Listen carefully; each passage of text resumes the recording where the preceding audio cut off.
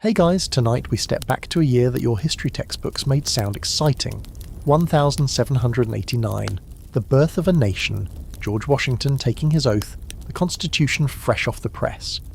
But here's the thing, while those powdered Whig politicians were making history in New York City, the vast majority of Americans were waking up before dawn in freezing rooms, dreading another day of backbreaking labour, bland food, and the very real possibility of dying from a toothache.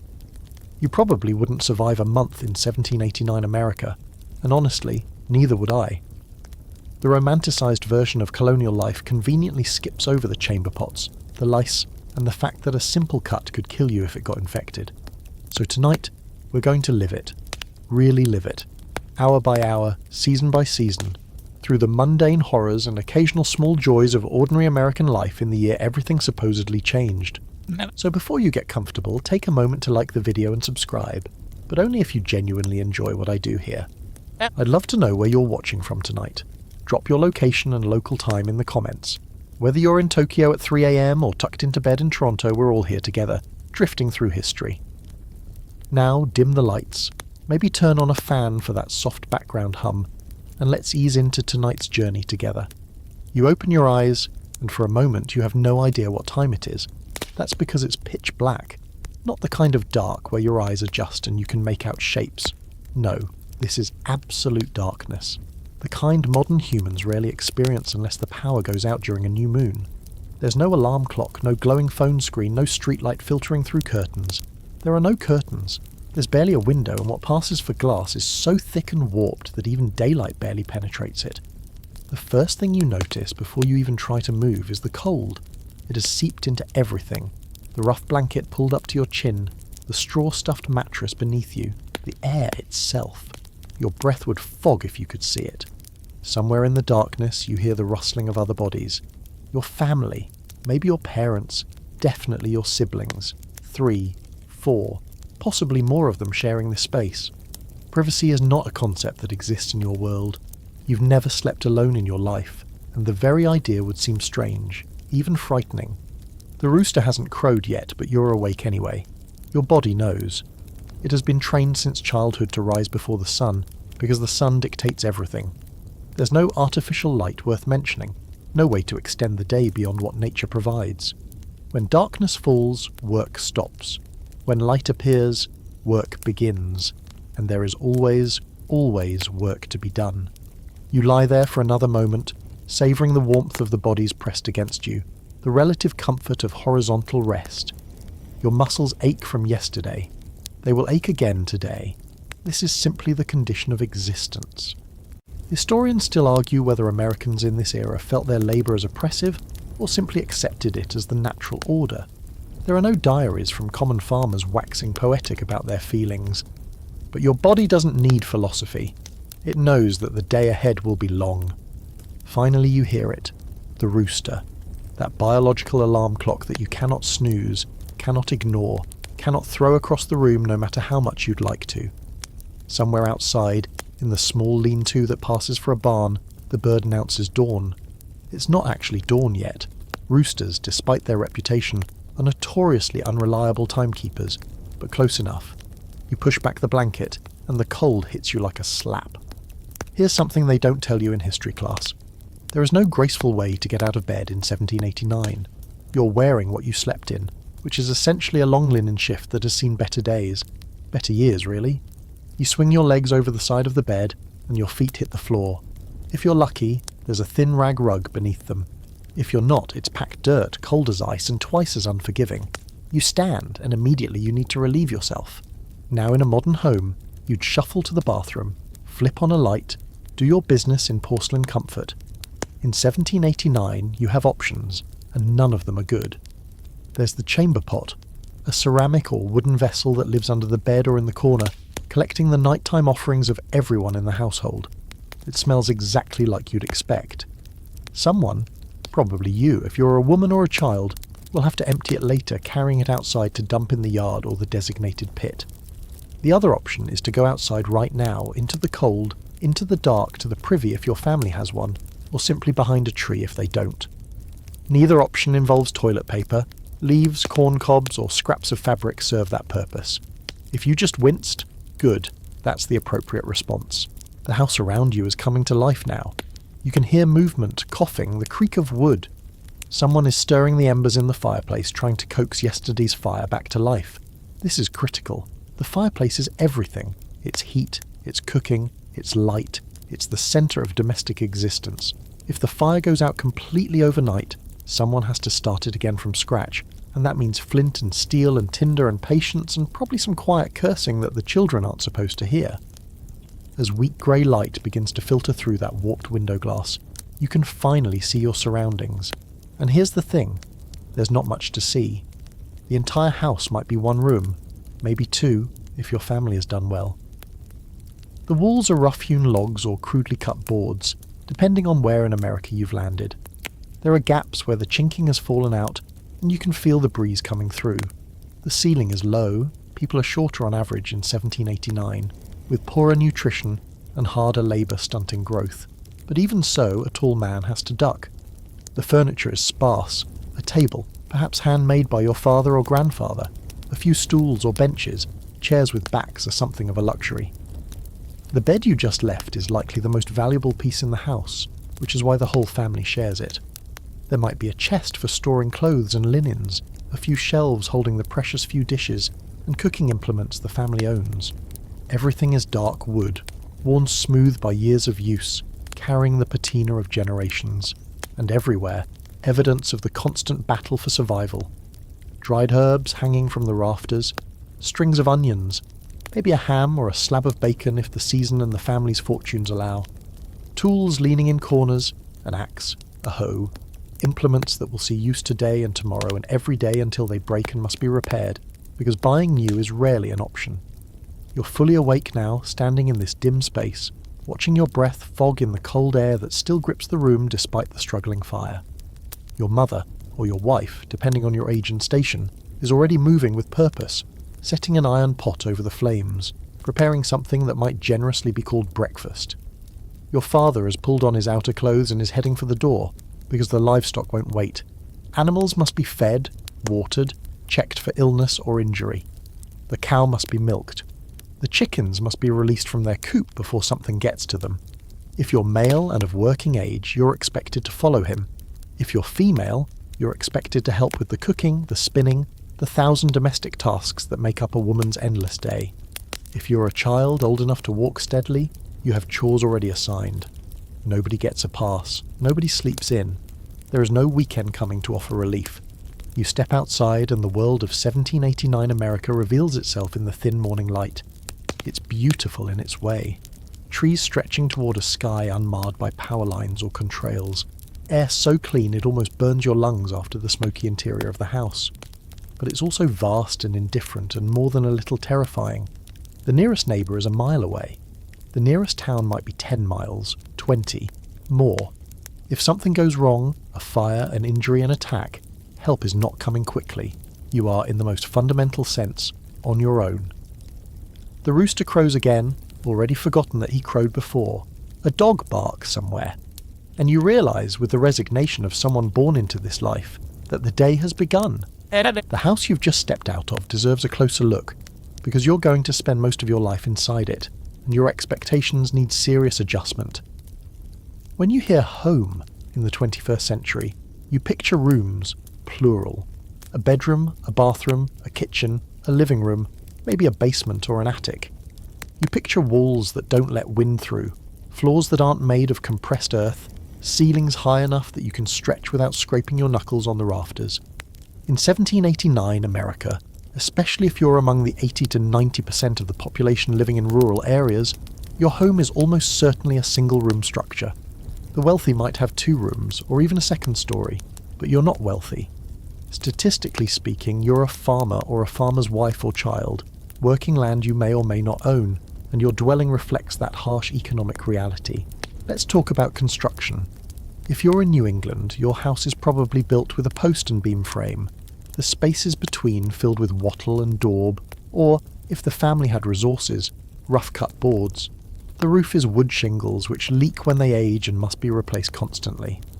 If you're in the middle colonies or the south, you might be looking at log construction, whole trees stripped of bark and notched at the corners to interlock. This method is faster but cruder, and the gaps between logs require constant attention.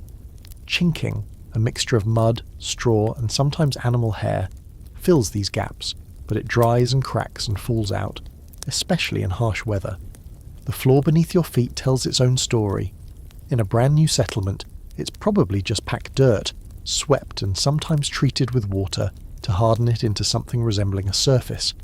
Over time, if the family prospers, wooden floorboards might be laid down, but even then, they're rough-hewn, full of splinters, with gaps wide enough to lose things through. If you're in a home with a wooden floor, you've moved up in the world. Most people haven't. That single window, maybe you have two if you're lucky, is a marvel of inefficiency. Glass is expensive in 1789. Really expensive.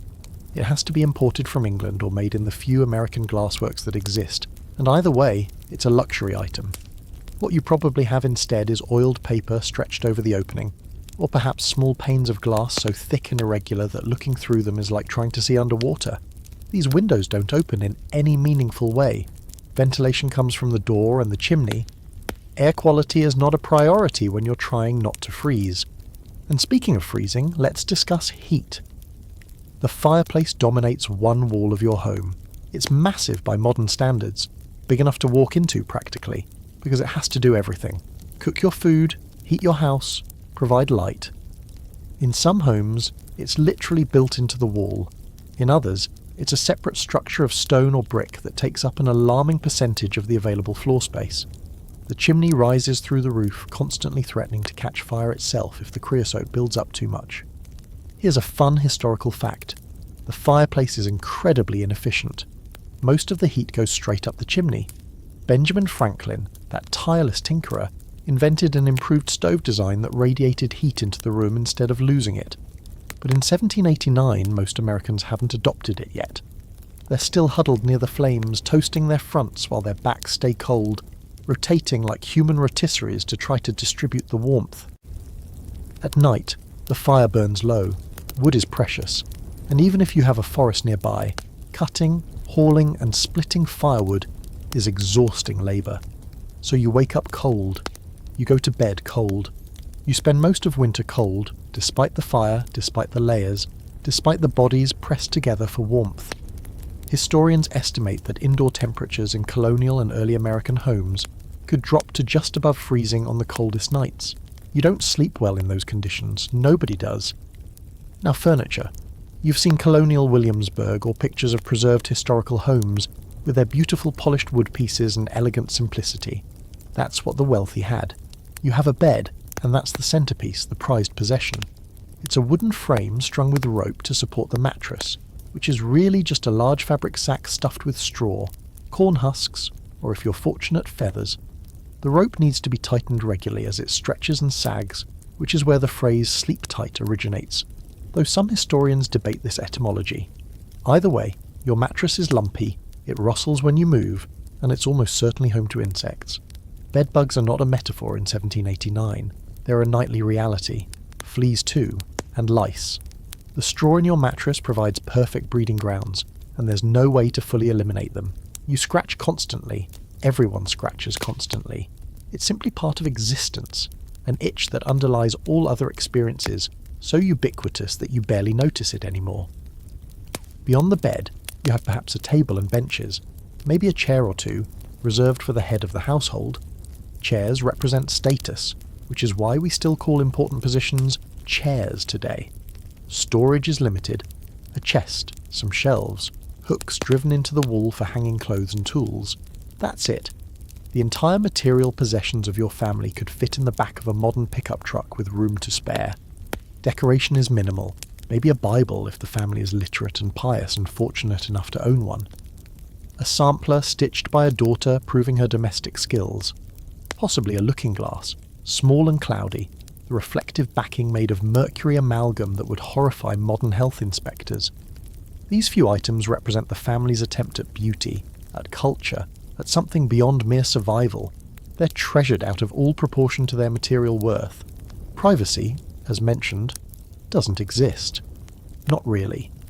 Not in the way modern people understand it. Your parents know what you're doing at all times. You know what they're doing. Bathroom functions happen in the presence of family. Intimacy between married couples occurs in the same room where children sleep. The concept of personal space hasn't been invented yet because there is no space to personalise. You grow up knowing the sounds of every family member sleeping, eating, arguing, making up. There are no secrets in a one-room house. This lack of privacy extends beyond the family. Neighbours feel entitled to know your business, and you feel entitled to know theirs. A community this small and interdependent can't afford the isolation that privacy provides. If someone's having trouble, the community needs to know so they can help. If someone's behaving badly, the community needs to know so they can intervene. Your life is everyone's business, and everyone's life is yours. It's claustrophobic by modern standards, but also strangely secure. You're never truly alone, for better and worse. The house itself is not just shelter, it's a statement of your place in the world. A single-room cabin says you're just starting out, or you're struggling, or you're on the frontier where resources are scarce. A two-room house with a loft suggests modest prosperity. Anything larger marks you as someone of means, someone who employs others, someone who matters in the political and economic sense.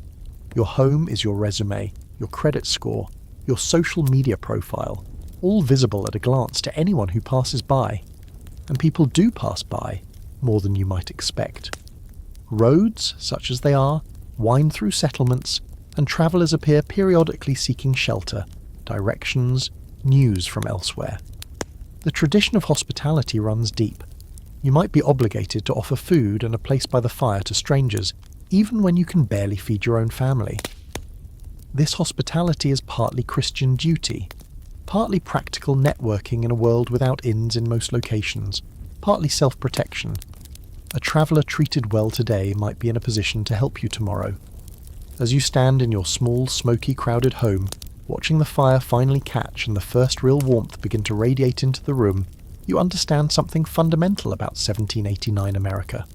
Life happens in very small spaces. Great events, historic moments, constitutional conventions, those happen elsewhere to other people. Here, in this cabin, the scale is intimate and immediate.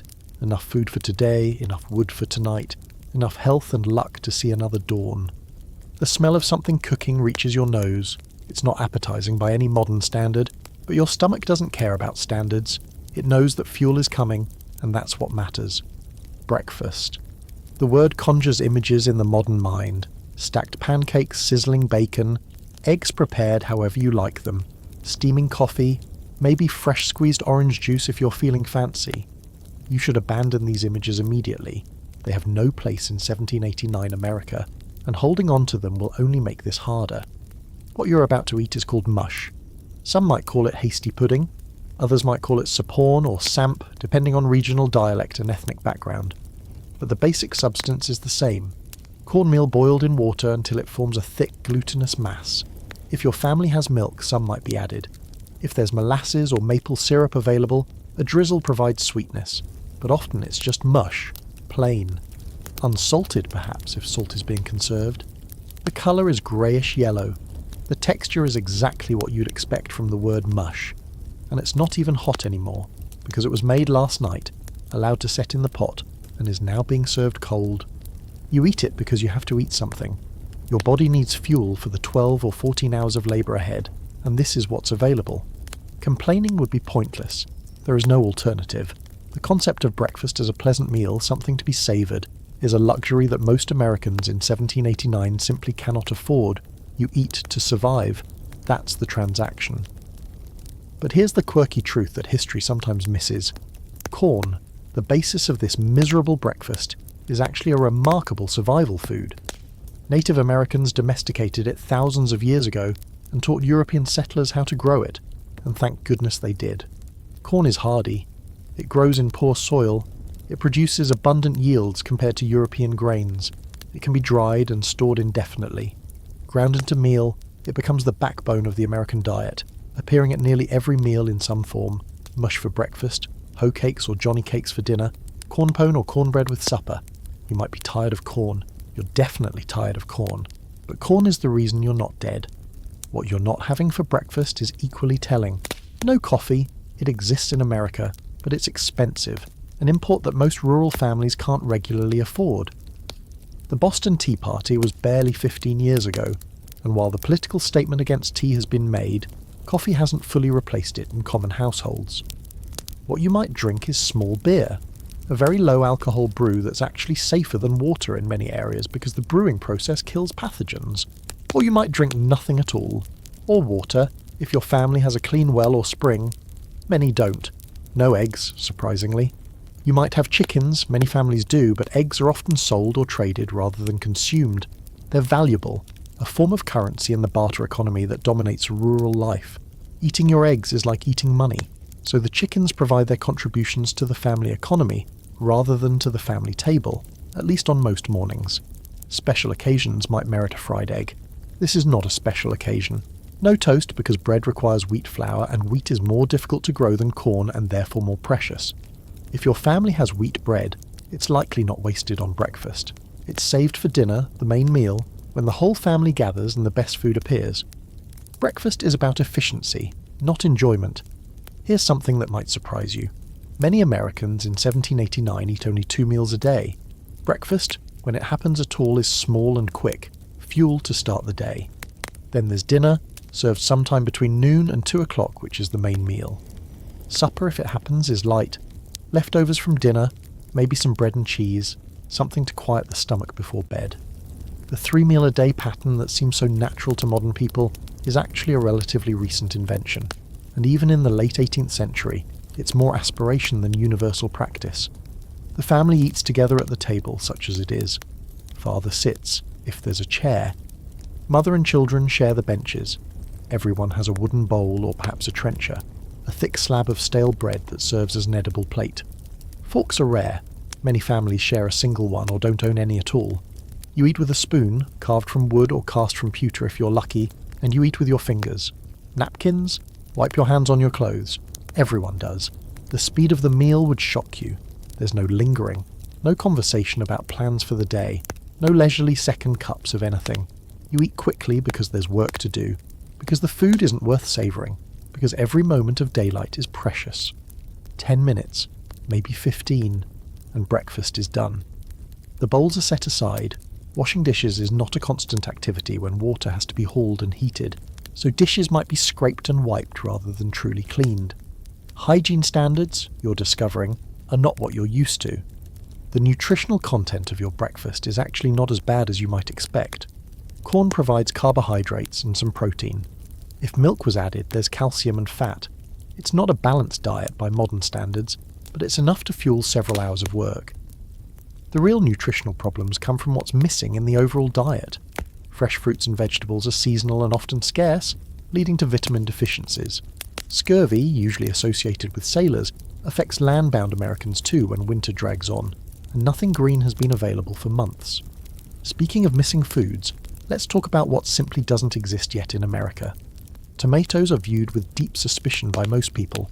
They're related to nightshade, and there's widespread belief that they're poisonous. Some adventurous eaters, particularly those influenced by French or Italian cuisine, do consume them, but the tomato won't become a staple of American cooking for decades yet. Potatoes are around, imported originally from South America, but they haven't achieved the dietary dominance they'll have by the mid-19th century. You're certainly not having hash browns for breakfast. Historians still argue about the overall quality of American diets in this period. Some evidence suggests that Americans were actually taller and healthier than their European counterparts, benefiting from more available land, more abundant game, and less urban crowding. Other evidence points to chronic malnutrition, particularly among the poor, the enslaved, and those living in regions with poor agricultural conditions. The truth is probably that diet varied enormously. A prosperous farmer in Pennsylvania ate very differently from a struggling tenant in Virginia, who ate very differently from an enslaved person in South Carolina. There was no single American diet any more than there was a single American experience. But for now, you've eaten your cold mush.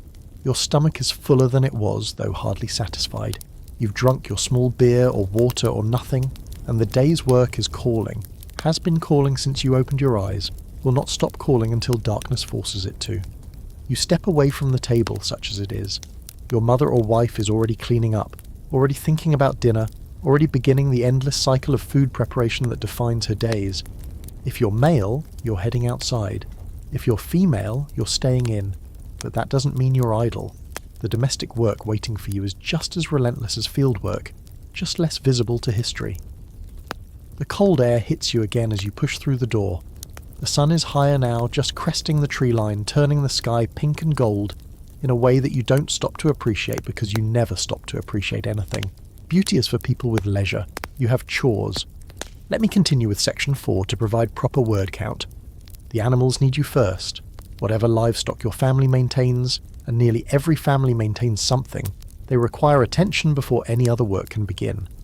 Chickens are the most common, those feathered alarm clocks that also provide eggs and occasional meat. You release them from their coop, a ramshackle structure designed to protect them from foxes, weasels and other predators that view your chickens as a convenient buffet. They scatter across the yard, pecking at the ground, utterly indifferent to your presence despite the fact that you literally control their continued existence. If you have a cow, she needs milking. This is not optional, not negotiable. A cow that isn't milked regularly becomes uncomfortable, then sick, then potentially ruined. So you crouch on a stool in the cold lean-to that serves as a barn, your fingers wrapped around warm teats, squeezing in rhythm while trying to avoid the random kicks and tail swipes that dairy cows seem to find amusing. The milk streams into a wooden bucket, steaming in the cold air, and you try not to think about all the ways this process fails to meet modern sanitation standards. Getting dressed in 1789 is not the simple, automatic process you're accustomed to. You don't open a closet full of options, grab whatever matches, and zip yourself up in seconds. Everything about clothing in this era requires effort. Putting it on, keeping it functional, and eventually replacing it when it falls apart. Let's start with what you're not wearing. Anything elastic. Elastic won't be invented for another half-century, which means everything that needs to stay up, stay closed, or stay in place relies on ties, buttons, hooks, and the occasional pin. Your pants, if you're male, are held up by suspenders. Buttons sewn to the waistband, straps over the shoulders. No belt loops exist. Belts are for holding tools, not trousers. If those buttons fail, you're in trouble. The undergarments come first, and they're nothing like what you'd find in a modern department store. If you're a man, you wear a long linen shirt that reaches to your thighs. This serves as an undershirt, and yes, it's the same garment you slept in. On top of this goes your waistcoat, your jacket, your outer shirt if you have one. Layers are the key to warmth because no single garment is insulated enough to do the job alone. Your breeches reach to just below the knee, where they meet stockings, not socks, stockings, long tubes of knitted or woven fabric that cover your calves and are held up by garters or ties. If you're a woman, the layering is even more complex. First comes the shift, a long linen undergarment similar to the man's shirt. Then stays, the precursor to the corset, a structured garment stiffened with reed or whalebone that shapes the torso and provides support. Over this goes the petticoat, not underwear in the modern sense, but an actual skirt, often the only skirt, visible and functional. Then an outer gown or jacket, depending on the work you'll be doing and the weather outside. The whole assembly can take 15 minutes to put on properly, and good luck doing it without help for the laces up the back. Here's a fact that surprises many modern people. Americans in 1789 don't change their clothes daily. There's no reason to. Laundry is a massive undertaking, clothing is expensive, and the concept of wearing fresh clothes every day would seem absurdly wasteful. You might change your shirt weekly, your outer garments, monthly perhaps, unless they become genuinely soiled. The smell we discussed earlier starts to make more sense now, doesn't it? The fabric itself is probably homespun, meaning someone in your household, almost certainly a woman, spent countless hours spinning raw wool or flax into thread, then weaving that thread into cloth, then cutting and sewing that cloth into garments. A single outfit represents weeks of labour. Ready-made clothing exists in cities, and imported fabrics can be purchased, but for most Americans, clothing production is entirely domestic. This is one of the primary occupations of women, turning raw fibre into wearable cloth endlessly for their entire lives. Let's talk about colour, or rather, the lack thereof. Your clothes are probably not vibrant. Dyes are expensive and natural dyes are limited in their range. You might wear homespun, that's the natural colour of wool, an off-white or cream, or linen in its natural greyish brown. If dyeing has occurred, The colours are likely dull browns, muted greens, or faded blues, indigo being one of the more accessible dyes. The bright reds and royal purples you see in paintings of wealthy colonists, those mark their subjects as people who could afford imported dyes and fine fabrics. You are not those people. Shoes are a particular challenge. Cobblers exist and shoes can be purchased, but they're expensive enough that many people own only one pair, and sometimes not even that. Children often go barefoot in warm weather to save shoe leather for winter. The shoes themselves are not differentiated left and right. They're made on straight lasts, identical, and they'll mould to your feet over time through sheer force of wear. Breaking in a new pair of shoes is genuinely painful. And repairs? You'll repair those shoes again and again, patching holes, replacing soles, until there's more patch than original shoe. Here's a quirky detail. Pockets are not built into clothing the way they are now. Women's dresses don't have pockets at all. Instead, women wear separate pocket bags tied around their waists, accessed through slits in their outer skirts. Men's coats have pockets, but they're often small and unreliable. Everyone carries things in hands, in baskets, in aprons, in whatever receptacle is available. The idea of walking around with your hands comfortably in your pockets is a future luxury. Hats are near universal. Everyone wears hats, indoors and out, men and women alike. For men, the tricorn is losing fashion to the round hat, but either way, your head is covered. For women, caps or bonnets protect hair and signal modesty. Going bareheaded is almost scandalous, associated with loose morals or mental instability. You will wear a hat every day of your life, and you will feel naked without it. The time it takes to dress, multiplied by every person in the household, multiplied by every day of the year, adds up to an astonishing investment of minutes. This is one of the ways in which time moves differently in 1789. Simple tasks that take moments today consume significant portions of the day. There is no such thing as a quick change. There is no grabbing your keys and running out the door. Every transition, every activity requires preparation that you simply cannot skip. Now you're dressed. Layers of linen and wool wrap your body, suspenders hold your breeches, a hat covers your head, shoes encase your feet, if you own shoes and if the weather demands them. You're ready to face the day, physically prepared if not emotionally enthusiastic. The sun has climbed higher, hours of labour await. But before we get to that labour, we need to address something that you've been noticing since the moment you woke up. Something that, once acknowledged, cannot be ignored. Something that affects every interaction, every experience, every breath you take in 1789 America. The smell. I need to expand this section to meet the minimum word count. It's everywhere, this smell, or rather these smells, because it's not a single scent but a symphony of odours, each contributing its own note to the overall olfactory assault. Your modern nose, trained by decades of deodorant and air freshening and garbage collection and industrial sanitation, is completely unprepared for what 1789 has to offer. And the worst part is, you're one of the sources. Remember, you haven't bathed in days, maybe weeks. Full body bathing is a rarity. Hauling enough water to fill a tub, heating it over the fire, and then actually immersing yourself in it is a massive undertaking, and the medical wisdom of the age suggests that bathing too frequently is actually dangerous. Opens the pores, lets in disease, weakens the constitution. These are genuinely held beliefs. You wash your hands and face when necessary.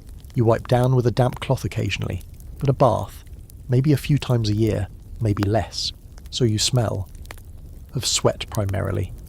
The accumulated labour of days or weeks, absorbed into your clothes, emanating from your body. Of smoke, from the fires you huddle near for warmth. Of whatever you've been working with. Animal dung if you've been near livestock, soil and vegetation if you've been farming, metal and charcoal if you've been smithing. Your hair, underneath that hat, carries its own odours, scalp oils, dust, possibly lice. Your clothes, unwashed for who knows how long, have developed a patina of scents all their own. And that's just you.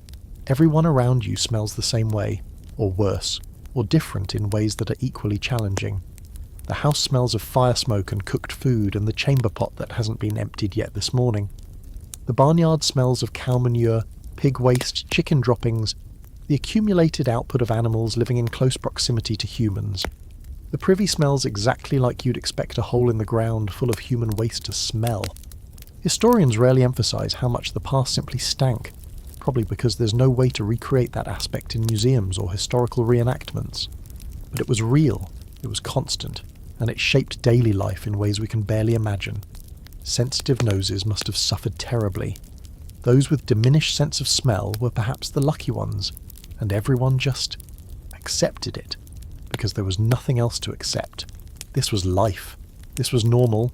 The idea of odour-free existence would have seemed fantastical, even unnatural. And now the taste of that breakfast mush still lingers in your mouth, and you have no way to freshen it. Toothbrushes exist. They've been around for centuries, but toothpaste is usually homemade, a mixture of salt and chalk and sometimes ground charcoal. Many people don't bother with formal dental care at all. Your teeth are discoloured, some of them loose, some of them already missing. This is the condition of teeth in an age without dentistry as we know it. But we'll get to that particular horror in more detail later.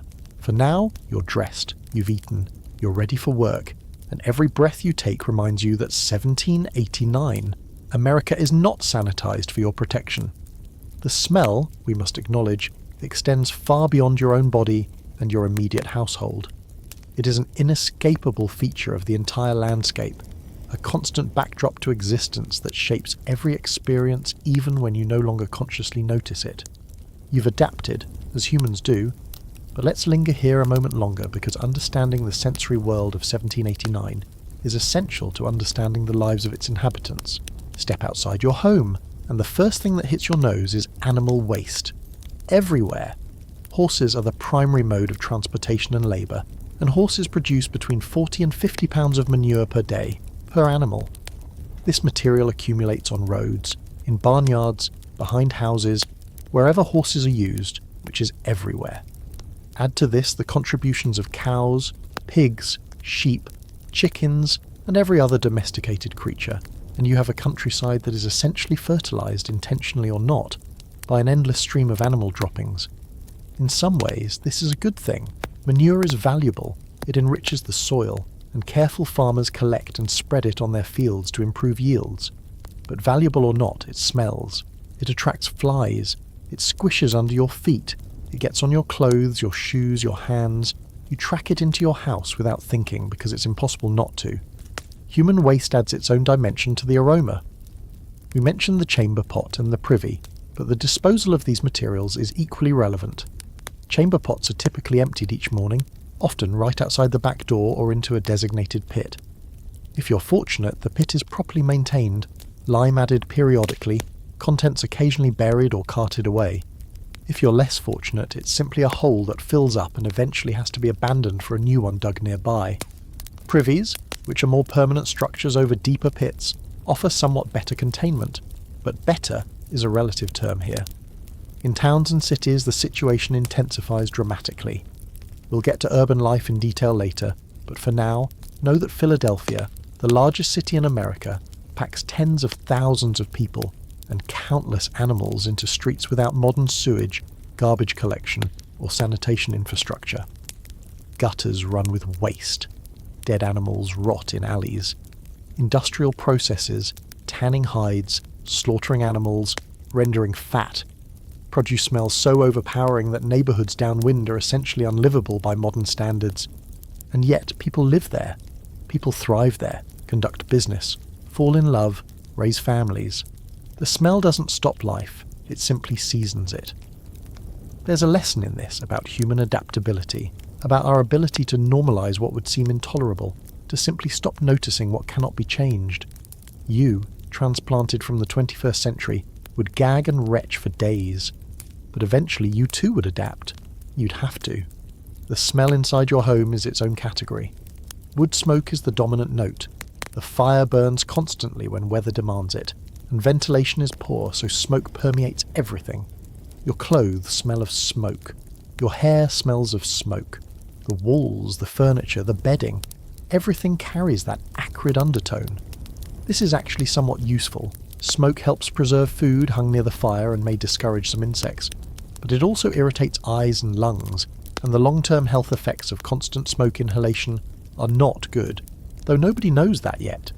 Cooking adds its own layers. Animal fat sizzling in a pan, onions frying.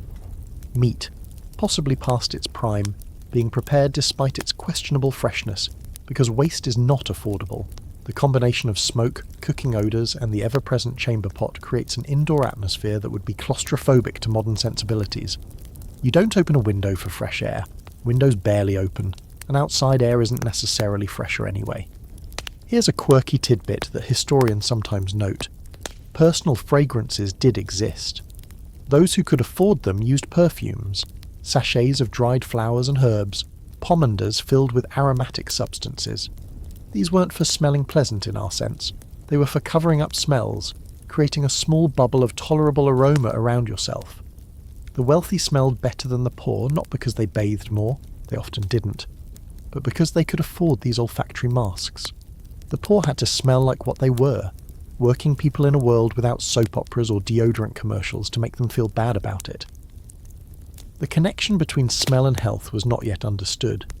Miasma theory dominated medical thinking, the belief that diseases were caused by bad air, by foul-smelling vapours rising from swamps, garbage, and decaying matter. This theory was wrong about the mechanism, germs, not smells, cause disease, but accidentally right about the correlation. Places that smelled bad often did harbour disease, because the same conditions that produced odours also bred pathogens. So people feared bad smells, associated them with danger, and tried to avoid them when possible. But possible was limited. There was no escaping the fundamental olfactory reality of pre-industrial life. Deodorant would not be invented until the late 19th century. Sewage treatment, garbage collection, water purification, all the systems that make modern life smell tolerable were in the future. In 1789 you lived with the smell as you lived with the cold, the labour, the limited food, as an inescapable condition of existence. It's worth pausing to appreciate how this constant sensory backdrop affected daily experience. Imagine trying to enjoy a meal when every breath carries undertones of manure and chamber pot. Imagine trying to sleep when your own body odour, multiplied by the bodies pressed against you, fills the small space of your shared bed. Imagine trying to romance a potential spouse when neither of you has bathed in recent memory, when bad breath is universal, when hygiene as we know it simply doesn't exist. People managed, obviously. The human race continued, love affairs blossomed, families formed, intimacy occurred, all within this olfactory context that we can barely imagine without gagging. Perhaps they simply didn't notice. Their noses calibrated from birth to these conditions. Perhaps they noticed but accepted, understanding that this was life and there was no alternative. Perhaps, for all we know, some of them even found familiar smells comforting. The scent of home, of family, of work, of place. We can't know.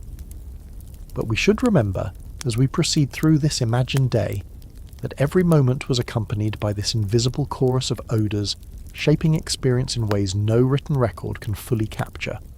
Now, with your nose somewhat acclimatised, or at least resigned, let's proceed to the work that defines your waking hours, because whatever you smell, you must work.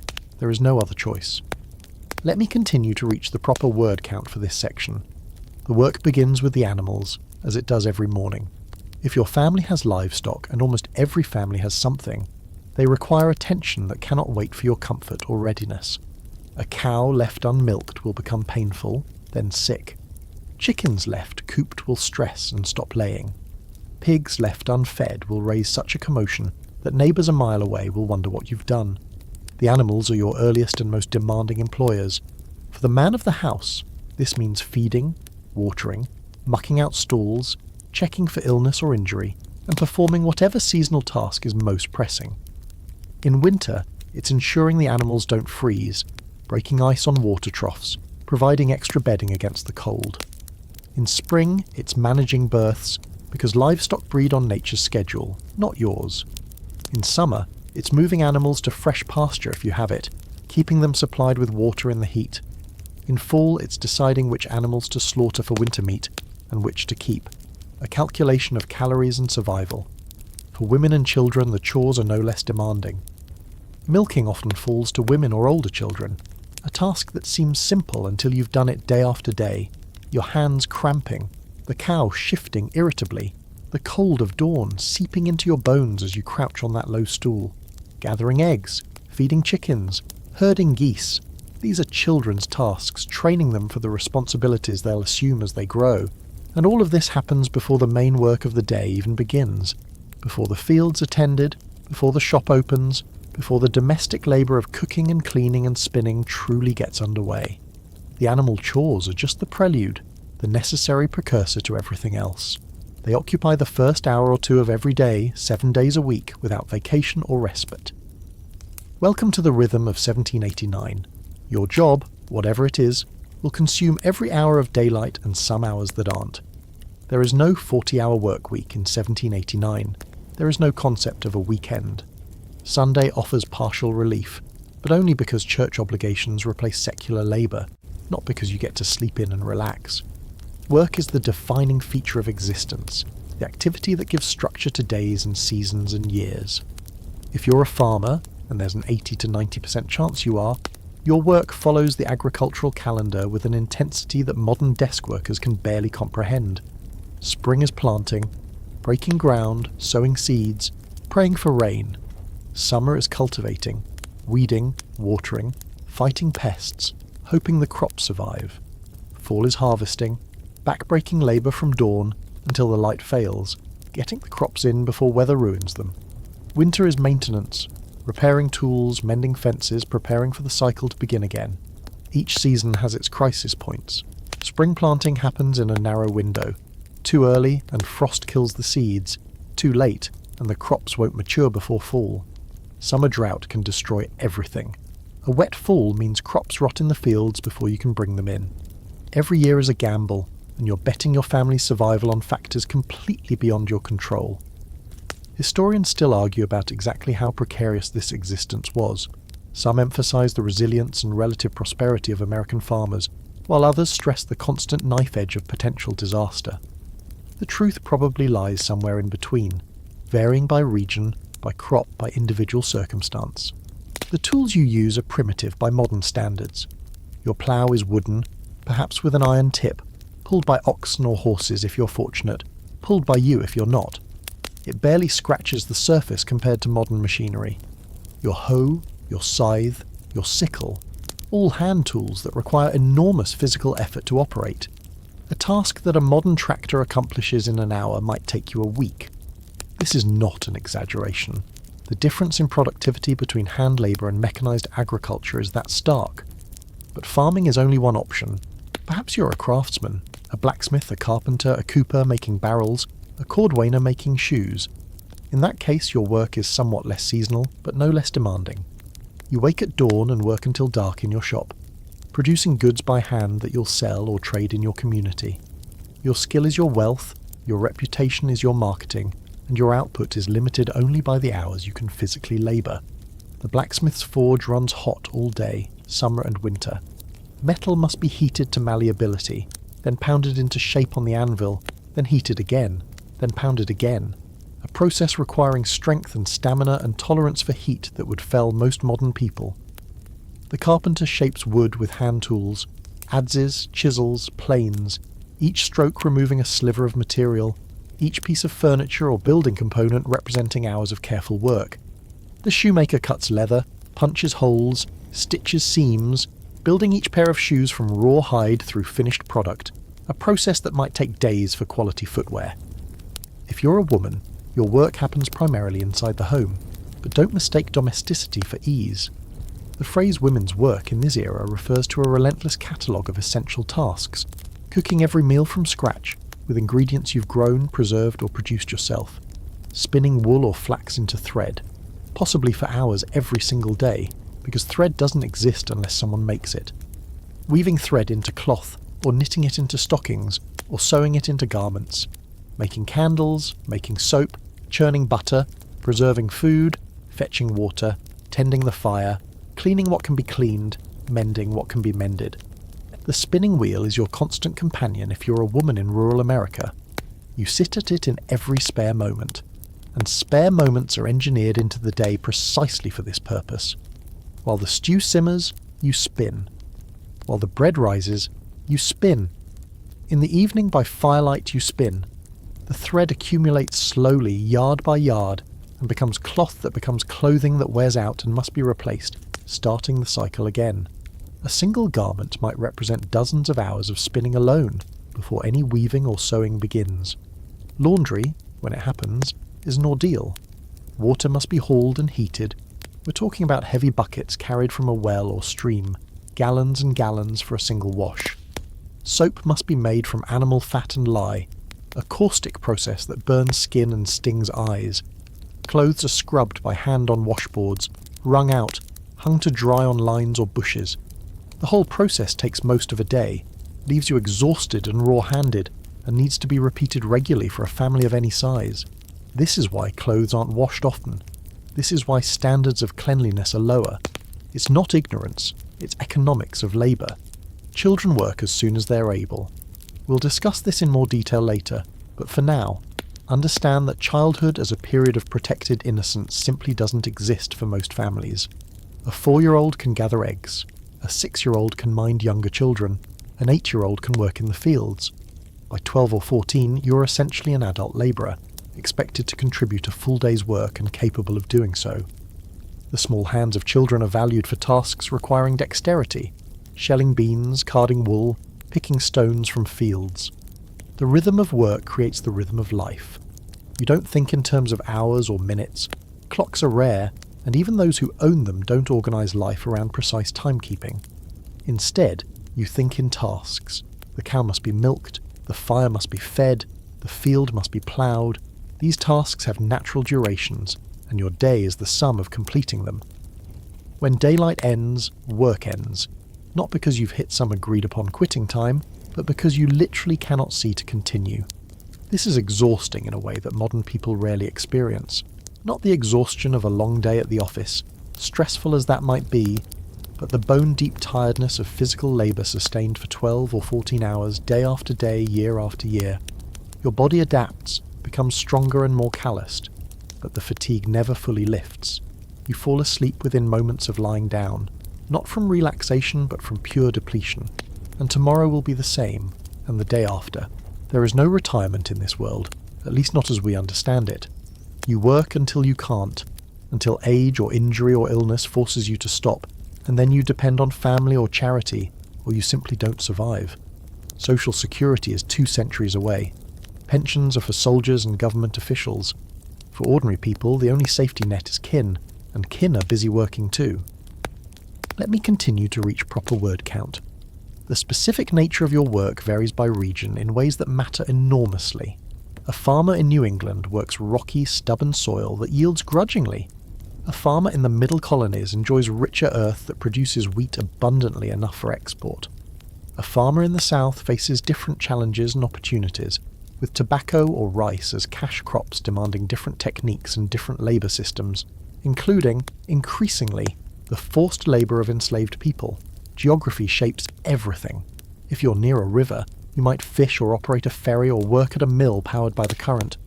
If you're near the coast, maritime trades beckon. Shipbuilding, sailing, fishing, the dangerous and lucrative whaling industry. If you're in a growing town, you might find work in any of the trades that urban life demands.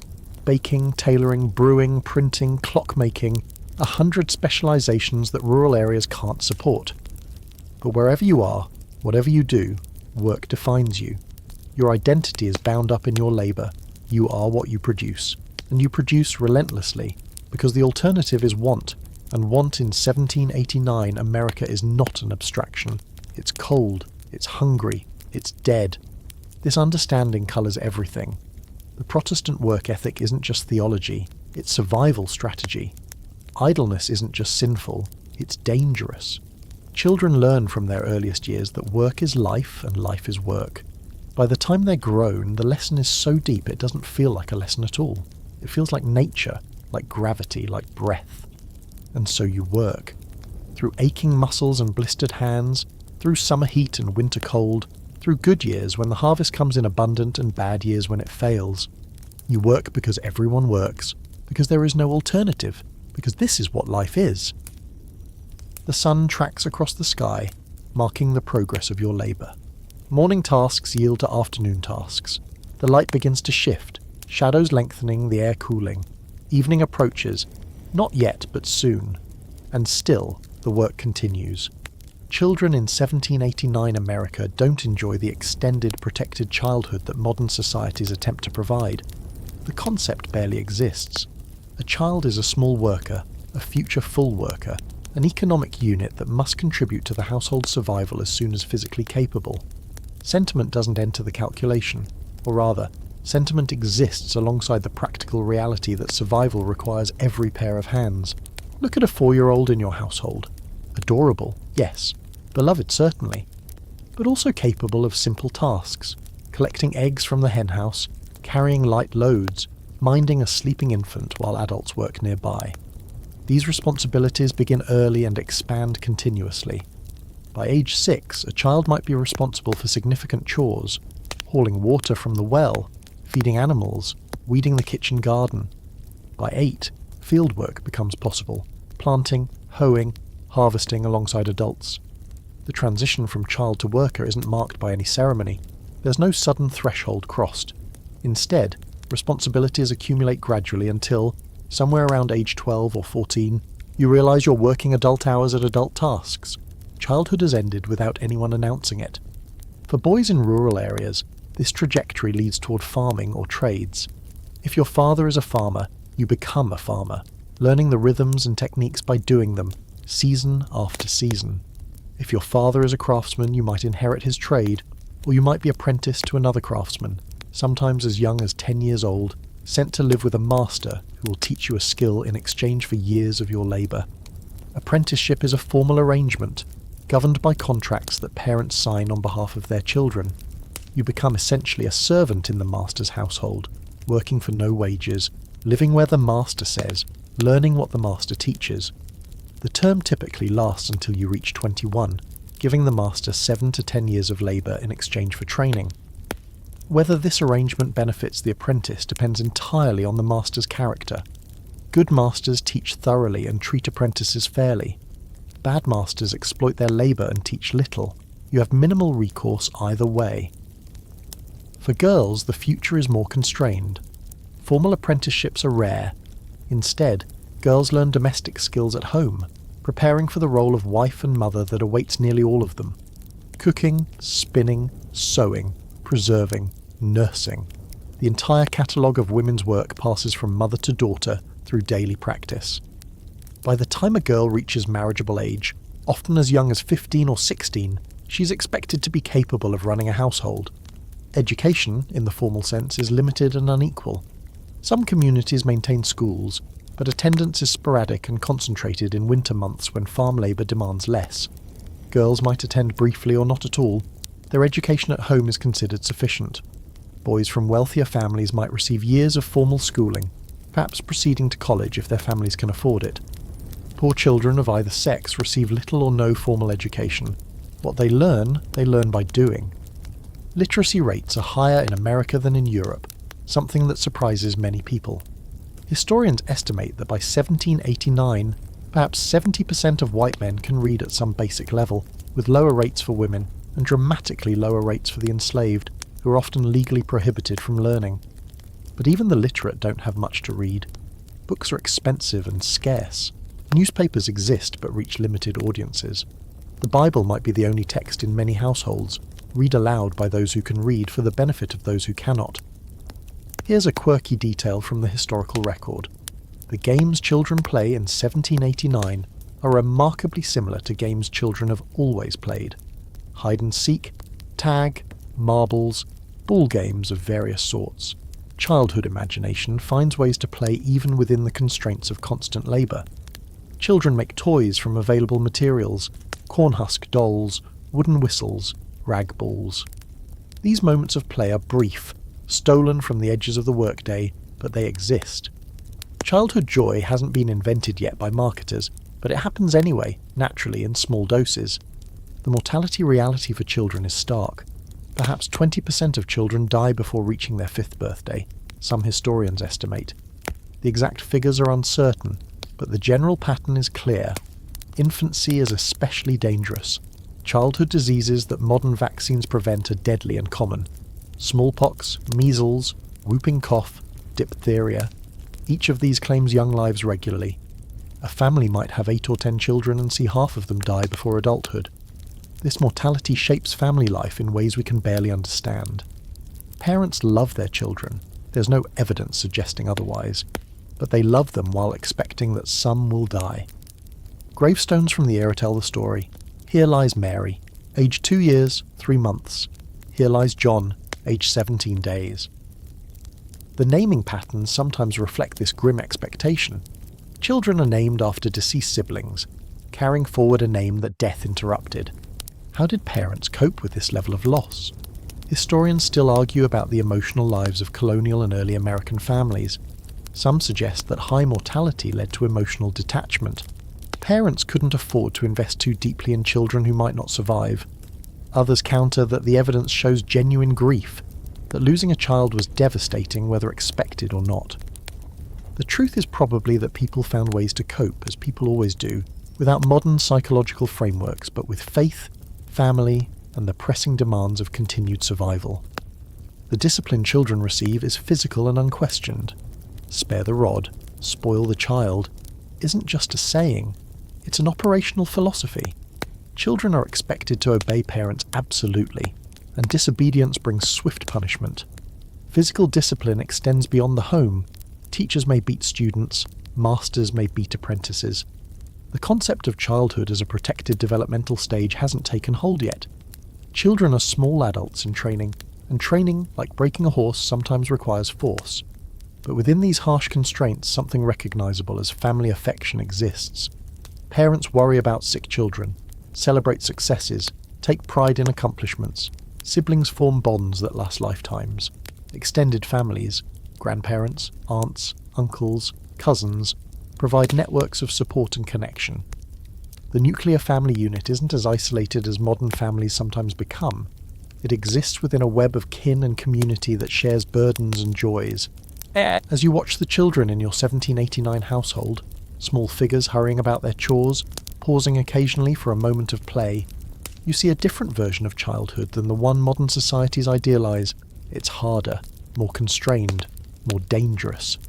But it's also more integrated, more purposeful, more immediately connected to the adult world the child will soon join. Whether it's better or worse is a question without a clear answer. Just different, shaped by different circumstances, aimed at different goals. The youngest child is crying now, hungry or tired or just overwhelmed by existence. Someone scoops them up, offers comfort, continues with work. Life doesn't pause for tantrums. There's too much to do. Let me expand to reach proper word count. The question of education deserves more attention because it reveals deep divides in 1789 American society. Who learns to read? Who learns to write, to cipher, to engage with the intellectual life of the new nation? The answers are not random. They follow lines of class, gender, race and geography, with depressing predictability. In New England, education is most widespread. The Puritan heritage of valuing biblical literacy has translated into networks of town schools, funded by local taxes, open to children of all economic backgrounds, at least white children.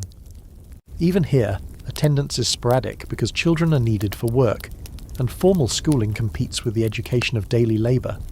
But the option exists and many take it. In the middle colonies, schools are more varied. Some church-sponsored, some privately run, some non-existent. German-speaking communities might educate primarily in German. Quaker communities offer surprisingly egalitarian education, including for girls. Overall, the picture is patchwork, depending heavily on local initiative. In the South, education is most stratified. Wealthy planters hire tutors for their children or send them to private academies. Poor white children receive little or no formal education. Enslaved children receive none.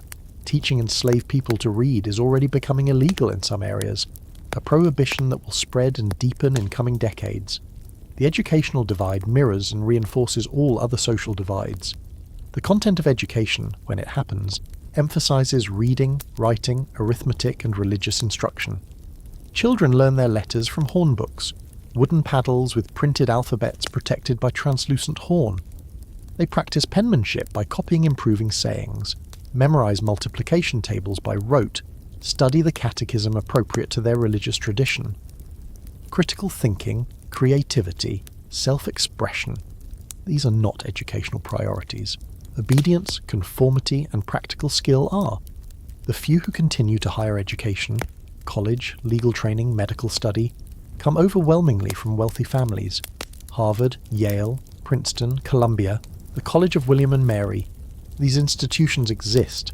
They produce the nation's leaders, but they remain deeply exclusive. You almost certainly don't attend.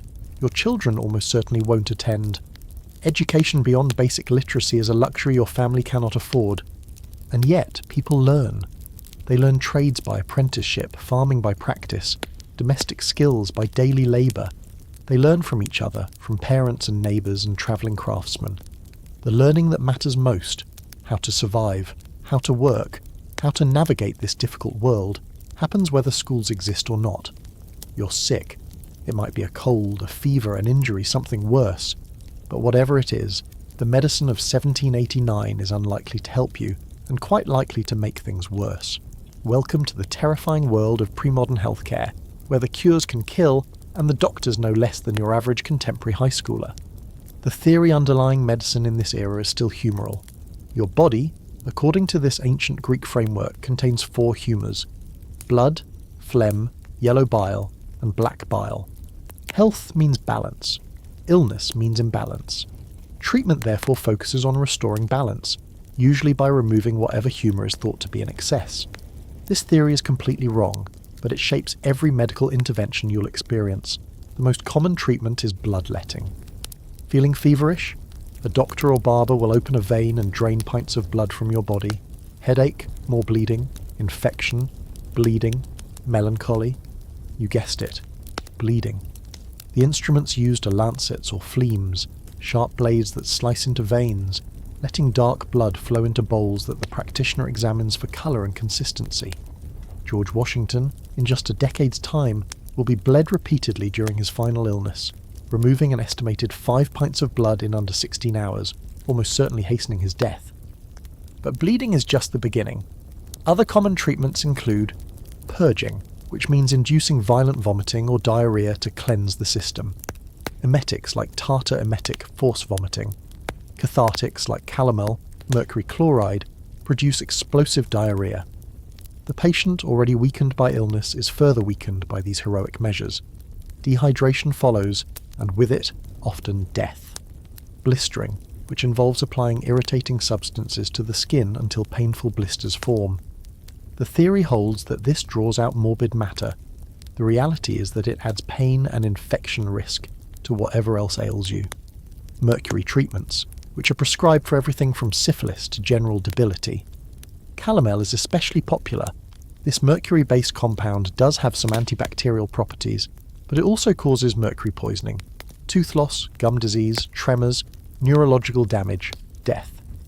Patients who survive their illness often bear lifelong damage from the cure. The practitioners administering these treatments range from university-trained physicians, rare, expensive, available mainly in cities, to local healers, midwives, barbers, and outright quacks.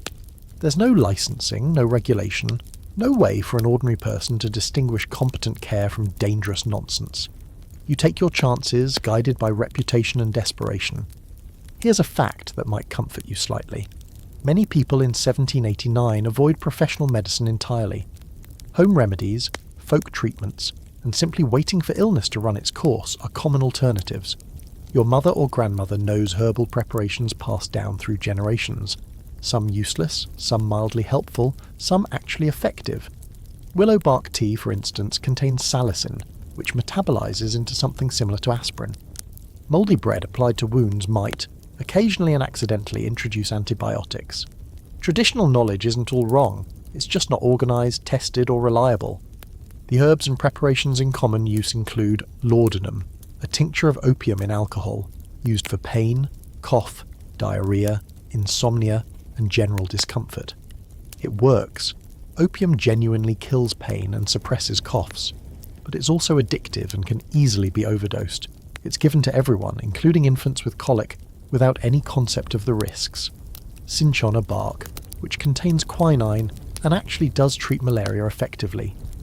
This is one of the genuine successes of 18th century medicine, a New World remedy that saves lives. If you contract malaria, and many Americans do, especially in the South, cinchona bark gives you a fighting chance. Various tonics and bitters, usually alcohol-based, claiming to strengthen the constitution. These probably don't help, but they don't hurt either, and the alcohol content provides at least temporary good feeling. What's missing from this medical landscape is any understanding of germs. The germ theory of disease lies nearly a century in the future. Right now, illness is attributed to miasmas, imbalances, emotional disturbances, divine punishment, or mysterious forces. Doctors don't wash their hands between patients.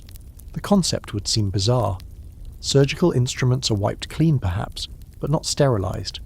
Childbirth, attended by doctors who have just come from autopsies, kills countless women through what will later be recognised as bacterial infection. Smallpox exists as a special terror. It's endemic in America, striking periodically in epidemics that kill thousands. The disease is disfiguring even when it's not fatal, leaving survivors scarred for life.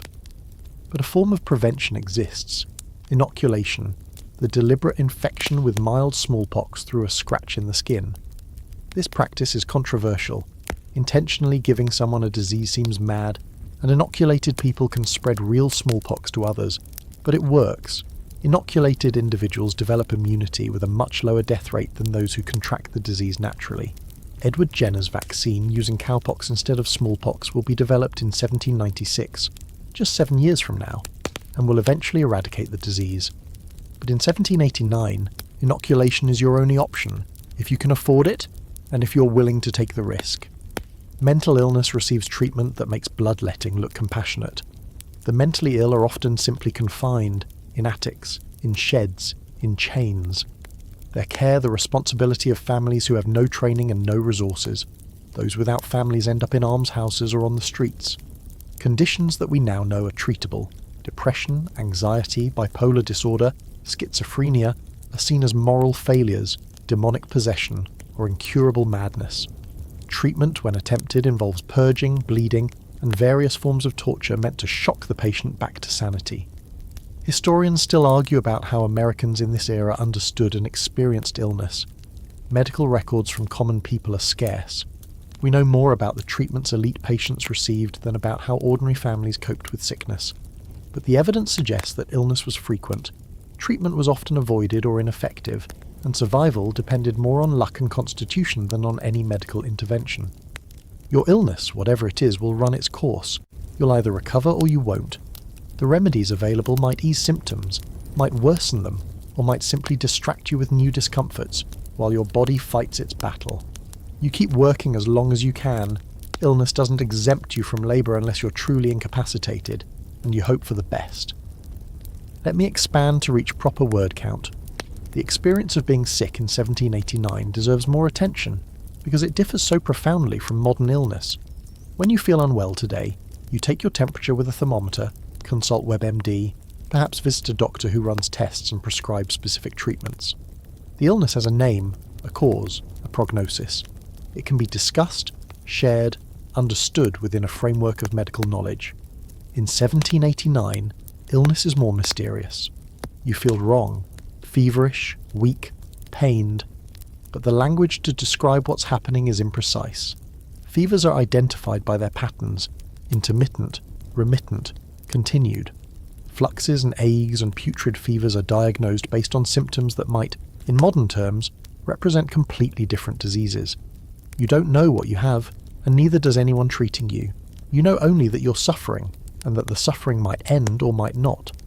The psychological experience of illness in this context must be profoundly different. Modern patients have information, sometimes too much information, about their conditions. Colonial patients have uncertainty, speculation, and faith. Prayer is a standard response to illness, not just as comfort but as genuine therapy. If illness comes from divine providence, a common belief, then divine intervention is a logical remedy. The role of family in illness cannot be overstated. Women primarily nurse the sick, preparing special foods, administering remedies, changing bedding, sitting through long nights of fever. This labour is invisible in historical records but essential to survival. A sick person without family faces grim prospects. Institutional care barely exists, and what exists is terrible. Death from illness is expected, accepted, grieved, but not considered unusual. Children die. Adults die. the elderly die. Every family loses members to disease with a regularity that would traumatize modern observers. There is no fight metaphor for illness in this era, no assumption that survival is the default outcome. You hope to recover, you pray to recover, but recovery is not guaranteed, and everyone knows it. Open your mouth. No, really, let's take a look at your teeth. This will be unpleasant, but it's important for understanding daily life in 1789 America, where dental care is essentially non-existent and tooth problems are a constant painful presence. Your teeth are almost certainly discoloured, yellow, brown, possibly black in spots. The diet of the era, heavy on sugars from molasses and corn, lacking in modern oral hygiene, stains and decays teeth relentlessly. You've never used fluoride toothpaste. Fluoride won't be added to dental products until the 20th century. You might occasionally rub your teeth with a rag dipped in salt or ash, but this does little against the progression of decay. Cavities are common, and they don't get filled. There are no dentists in the modern sense, no drills, no amalgam fillings. A cavity simply progresses, growing larger, burrowing deeper into the tooth until it reaches the nerve. Then the pain begins. The throbbing, aching, excruciating pain that anyone who has had a bad toothache recognizes. There is no ibuprofen to dull it, no emergency dental appointment to fix it. There is only endurance until the pain becomes unbearable. When pain becomes unbearable, extraction is the only option. You find someone who pulls teeth, a barber perhaps, or a blacksmith, or an itinerant tooth puller who travels from town to town. The instruments are crude, pliers essentially, or specialised forceps that grip the tooth for leverage. There is no anaesthesia except perhaps a dose of whiskey or laudanum to take the edge off. The tooth puller grabs hold and pulls, and you feel everything. If the extraction goes well, the tooth comes out whole, and bleeding stops eventually and you're left with a gap but no more pain. If it goes badly, and it often does, the tooth breaks, leaving fragments behind that must be dug out, or the jaw cracks, or infection sets in. Death from dental infection is not uncommon. An abscess that spreads can lead to septicemia, and septicemia in an era without antibiotics is usually fatal. By middle age, many Americans have lost significant numbers of teeth. By old age, toothlessness is nearly universal. This affects diet. You can't chew meat or hard bread without teeth, so you eat mush and soups and anything soft enough to gum. It affects appearance, sunken cheeks, collapsed lips, the aged look that comes from missing teeth. It affects speech, as teeth are necessary for articulating certain sounds clearly. George Washington's teeth are perhaps the most famous in American history, and they deserve mention here. The popular myth says they were wooden. The reality is somehow more disturbing. Washington began losing teeth in his 20s and wore dentures for most of his adult life. His dentures were made from various materials: ivory from hippopotamuses and elephants, lead, human teeth, possibly purchased from poor people or taken from enslaved people, and metal fasteners. These dentures were uncomfortable, ill-fitting and conspicuous. They pushed his lips forward, giving him that strange expression visible in his portraits. Washington's dental troubles tormented him throughout his presidency. He wrote about tooth pain frequently, sought every available remedy, and suffered despite his wealth and access to the best care available. If the richest, most powerful man in America couldn't get comfortable dentures, imagine the options available to ordinary people. Here's a quirky historical fact. Tooth pulling was sometimes done as public entertainment. Mountebanks, travelling salesmen of dubious medicines, would perform extractions on stages, demonstrating their speed and skill to drum up business. The spectacle of someone having a tooth ripped from their head while onlookers watched and cheered is hard to imagine now, but it speaks to the different relationship people had with pain, with spectacle, with the intimacies of the body. The connection between dental health and overall health was not understood. We now know that oral bacteria can spread to other parts of the body, causing heart problems and other systemic issues.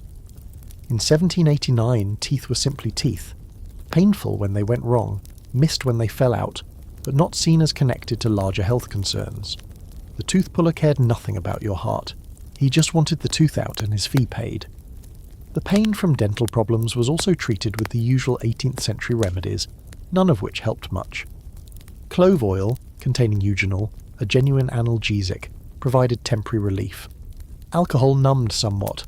Laudanum again offered escape through opium's mercy, but the tooth itself remained, rotting away, and sooner or later the extraction came due. Imagine living with this as a constant presence. Not just once, not just a single toothache resolved by a quick dentist visit, but repeatedly, throughout your life, each tooth failing in turn, each failure bringing pain and dread and eventually that terrifying encounter with the pliers. Your mouth is a site of ongoing decay and periodic crisis. It colours everything. Eating, speaking, smiling, kissing. You learn to live with it because there's no choice.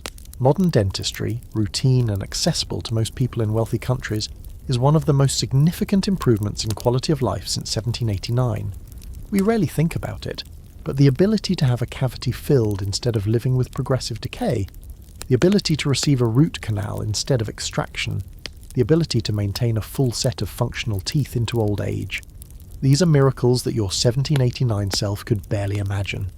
A time traveller from then to now would find many things astonishing, but the dentist's office might rank among the most impressive. You run your tongue across your teeth, feeling the rough spots, the gaps, the tender places where trouble is brewing. Another twinge of pain, suppressed because suppressing pain is what you do. Somewhere in the back of your mouth a tooth is dying, you know it's coming, you just don't know when. The day's work waits regardless. You can't afford to dwell on dental troubles. There are fields to tend, animals to feed, a household to run. Pain is just another companion, familiar and persistent, walking beside you through every day. Let me expand to meet proper word count. The broader picture of health and bodily maintenance in 1789 extends beyond teeth, of course. Your entire body is subject to the limitations of the era.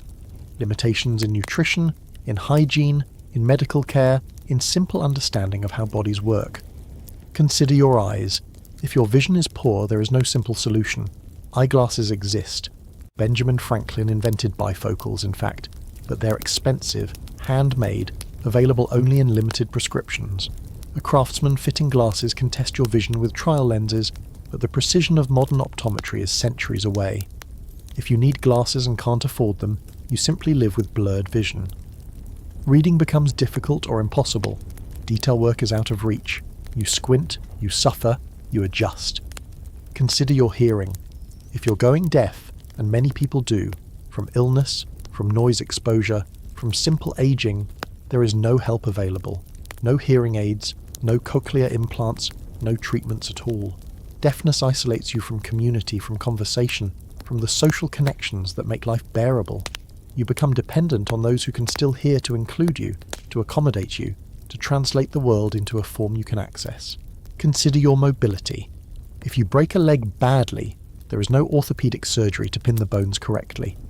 The leg is set as best as possible and splinted, and you hope it heals straight enough to be useful. Many times it doesn't. Limps are common, permanent disabilities arising from injuries that modern medicine would repair completely.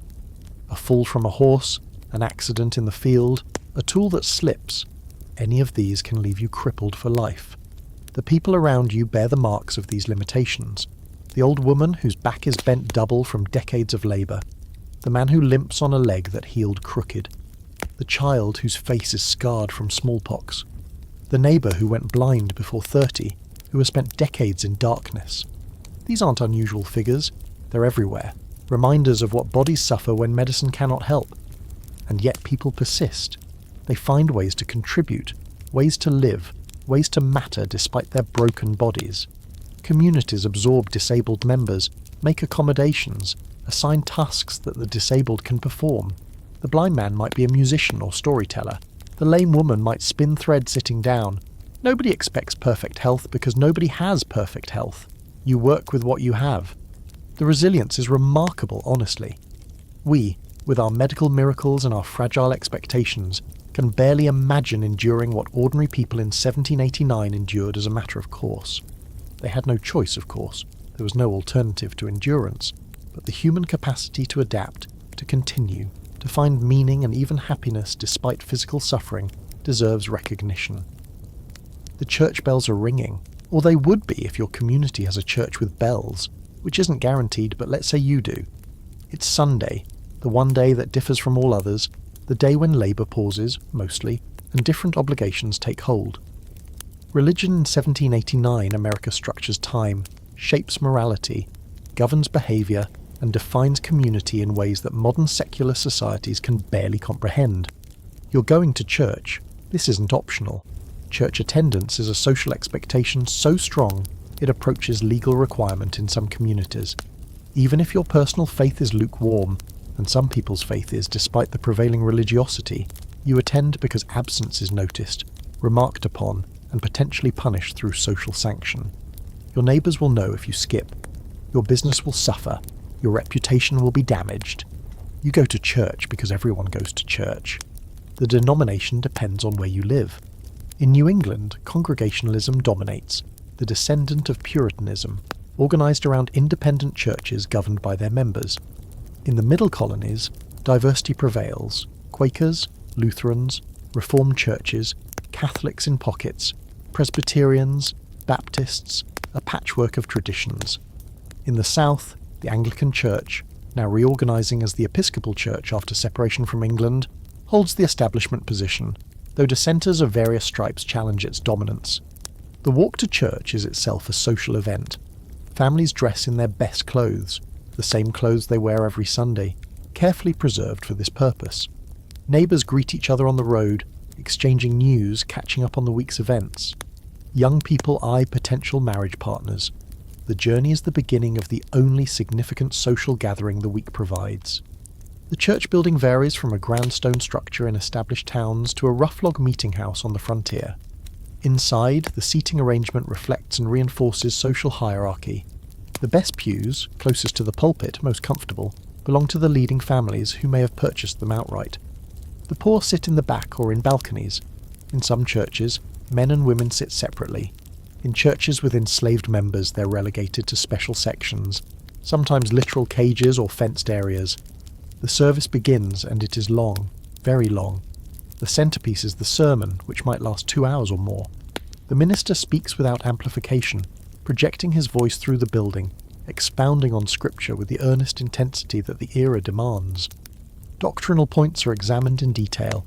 Moral exhortations are delivered.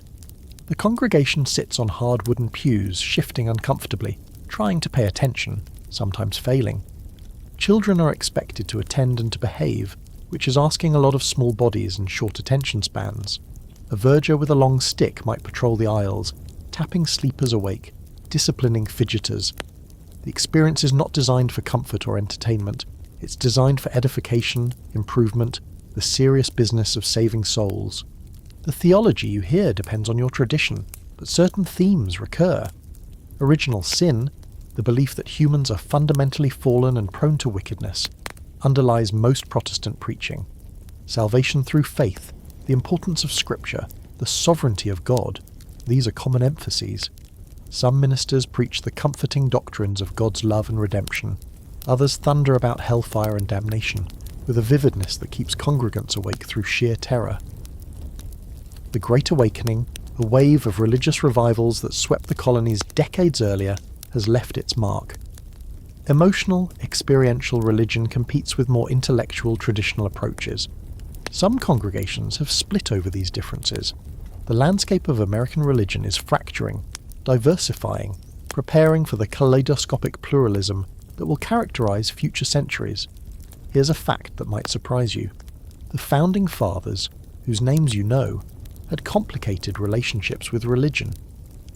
Washington was an Episcopalian who attended services dutifully, but rarely spoke of personal faith. Jefferson was skeptical of traditional Christianity, famously creating his own version of the Gospels with miracles removed. Franklin believed in God, but not in organized religion. Adams was a Unitarian. Madison kept his beliefs largely private. The men creating a new government were not by and large the fervent evangelical Christians that later generations sometimes imagine, though neither were they atheists. Their views were subtle, varied, and not necessarily representative of ordinary Americans. For ordinary Americans, religion provides meaning in the face of hardship. The constant labour, the regular deaths of children, the uncertainty of harvests, the threat of illness. All of this becomes bearable within a framework that promises ultimate justice, eternal reward, divine purpose. You suffer here because life is a test. You'll be compensated in heaven. Your child died because God called them home. You'll be reunited someday. The crops failed because God is teaching you something. Trust in His plan. Whether or not you fully believe these consolations, they structure emotional life, provide language for grief and hope, Offer community support through religious rituals. The service ends eventually. It might be 4 hours after it began, and now the real socializing starts. This is the week's primary opportunity for community interaction. Business is discussed, news is shared, courtships advance, disputes are mediated. The church functions as town hall, marketplace, and social club all at once. The isolation of the week lifts briefly as you reconnect with the larger world beyond your household. Dinner follows, the week's best meal, with the best food the family can offer. Then rest, genuine rest, discouraged, though not forbidden by religious strictures against Sabbath labour. Perhaps reading scripture if you can read, perhaps quiet conversation, perhaps simply sitting still, which is itself a luxury after 6 days of constant movement. The afternoon stretches peacefully, and for a moment the grinding routine lifts. Tomorrow the labour resumes, but today, this strange, structured, communal day offers something different, something almost like leisure, though it comes wrapped in religious obligation. You take it gratefully. You need the rest. Let me expand to meet proper word count. The role of religion in shaping morality deserves attention, because it affects daily behaviour in practical ways. Sexual morality, for instance, is policed heavily through religious institutions. Fornication, sex outside marriage, is not just sinful but often punishable. Courts hear cases and impose fines or public penance. The timing of first children after weddings is closely watched. A baby arriving conspicuously soon suggests premarital activity that the community disapproves. Marriage itself is a religious institution with civil consequences. You marry in church, according to church rules, with community witnesses. Divorce is nearly impossible in most places. The legal and religious barriers are immense.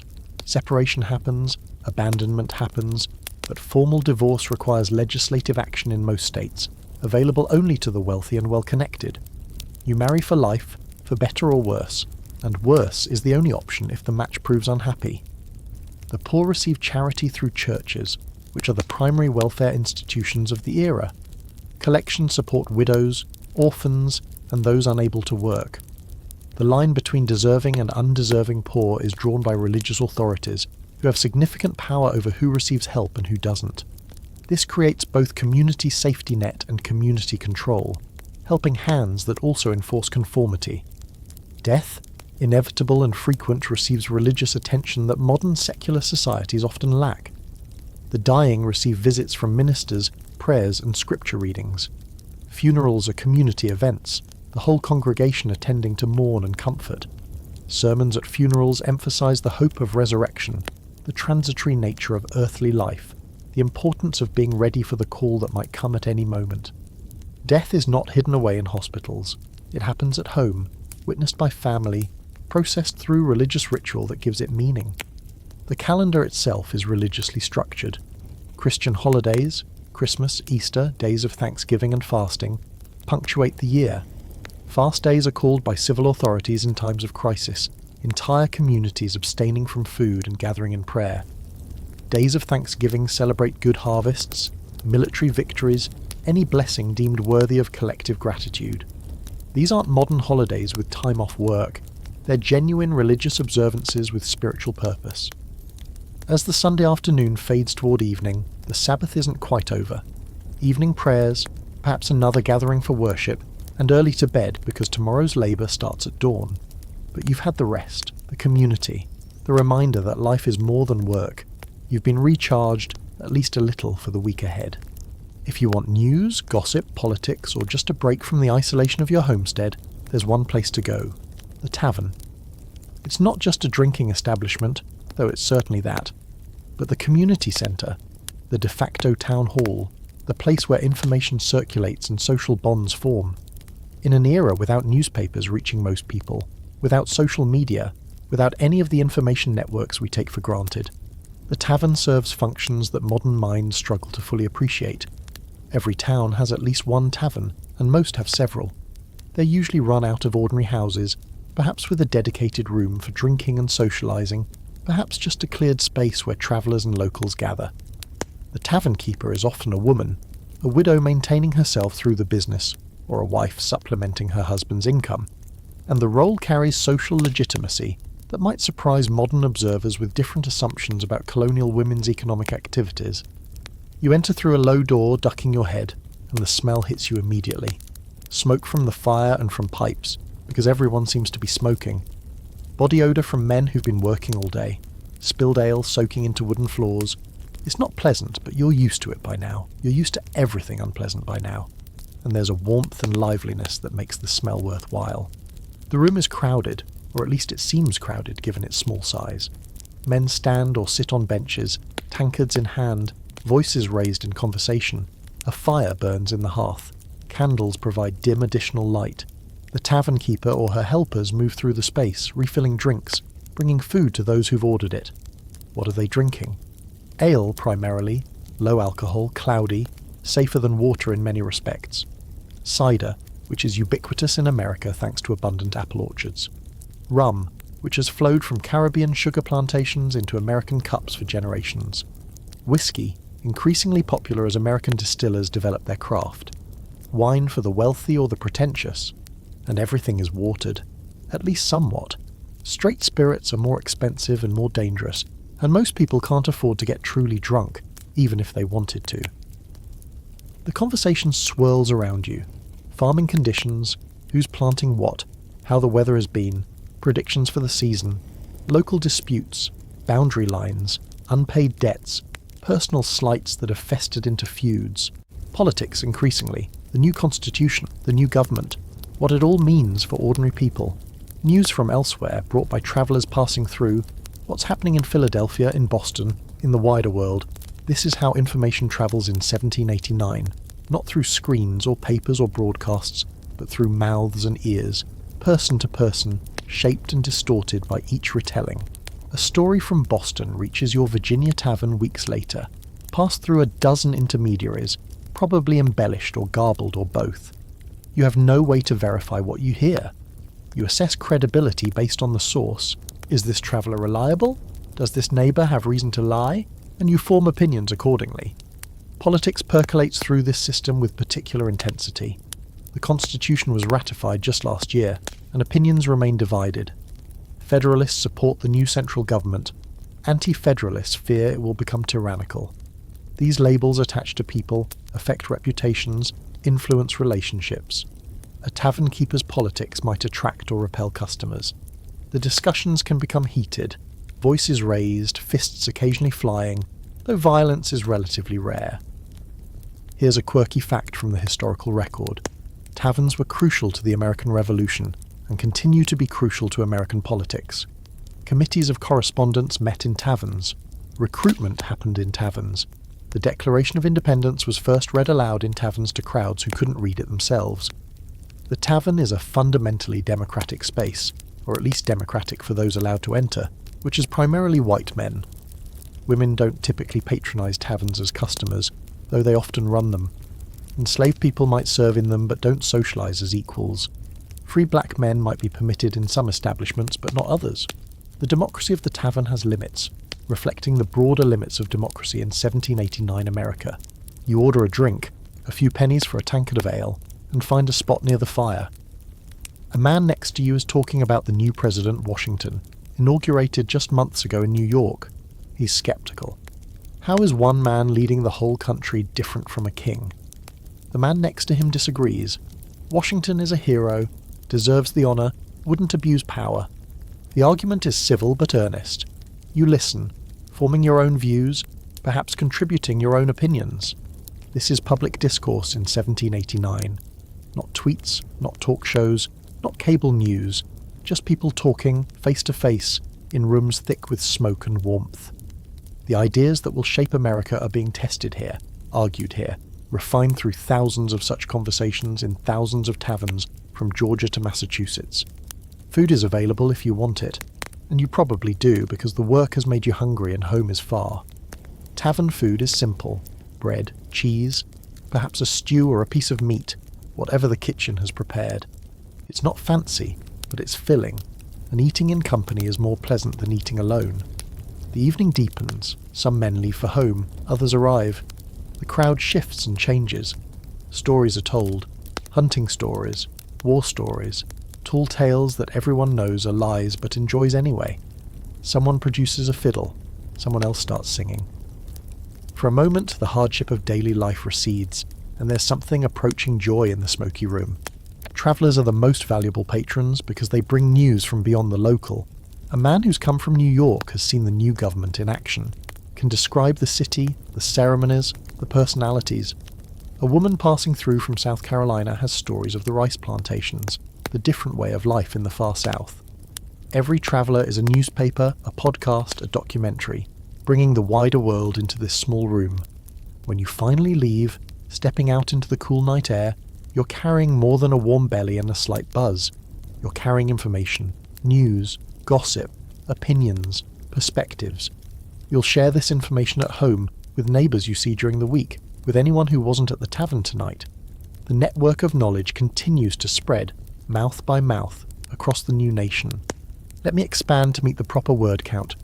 The social functions of the tavern extend beyond mere conversation. Business deals are struck over drinks, land purchases, labour agreements, contracts of all kinds. The tavern provides neutral ground where parties can meet, negotiate, and seal agreements with a handshake and a shared bottle. Courts might officially record transactions, but taverns are where they're actually made. Militia companies gather in taverns, drilling and planning and drinking in equal measure. The tavern is the de facto armory, the meeting place for community defence. Every man of fighting age is theoretically obligated to serve in the militia, and militia meetings combine civic duty with social opportunity. Elections happen in taverns or near them. Polling places set up in convenient public locations where voters can cast their ballots and then retreat for refreshment and discussion. Vote buying, vote trading, political influence exercised through generosity with drinks. All of these practices flourish in the tavern environment. Democracy in 1789 is not the sanitised, regulated process of modern times. It's messy, social, lubricated by alcohol. The tavern keeper herself occupies an interesting social position. She sees everyone, hears everything, manages the space where the community gathers. Her opinion carries weight. Her hospitality can make or break reputations. In some cases, she becomes a community leader of sorts. Not officially, not with any title, but practically, through the influence that comes from controlling such an important space.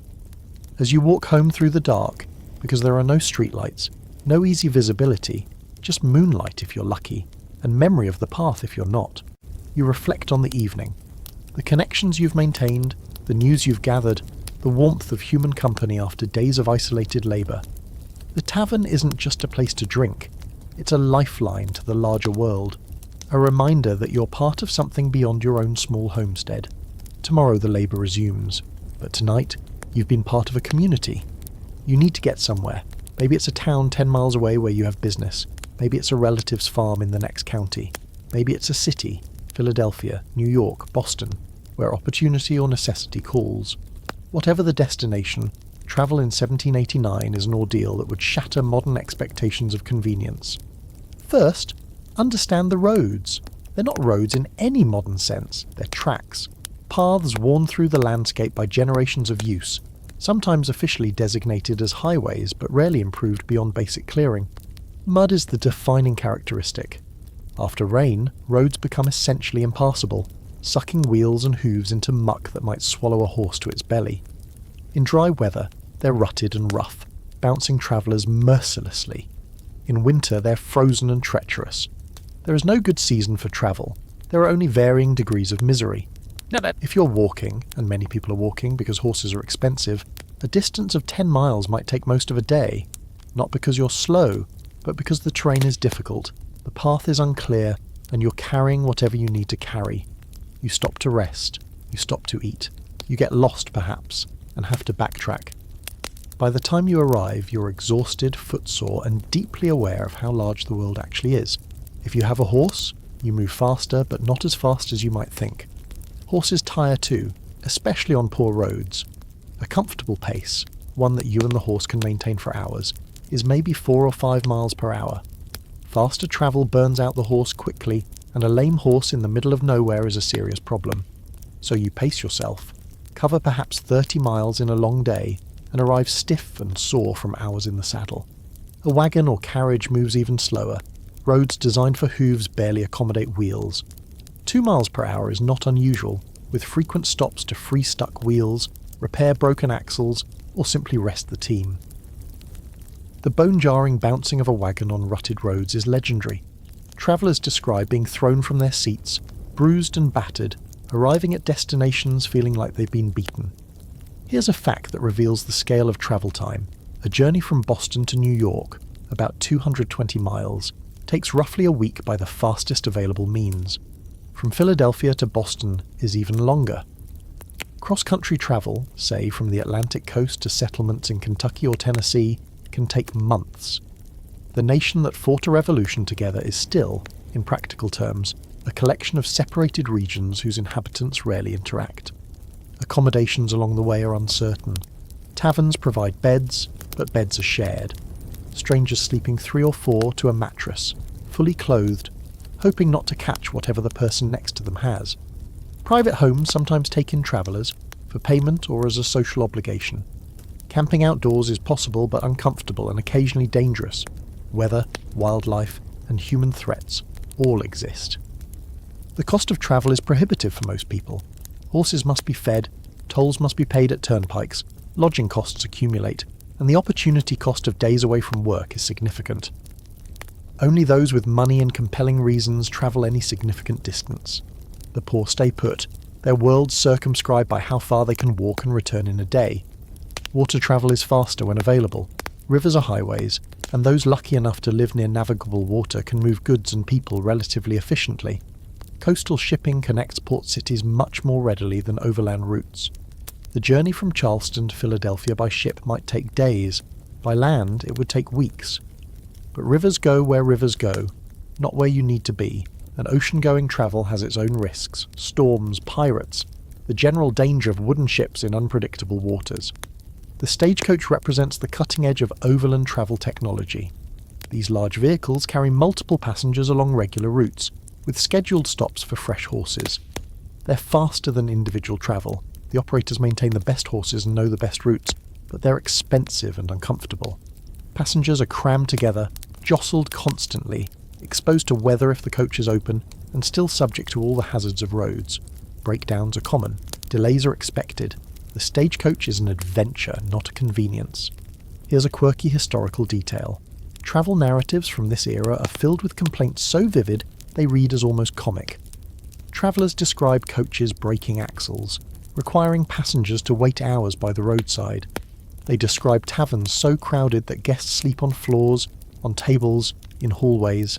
They describe roads that disappear into swamps, requiring detours of miles.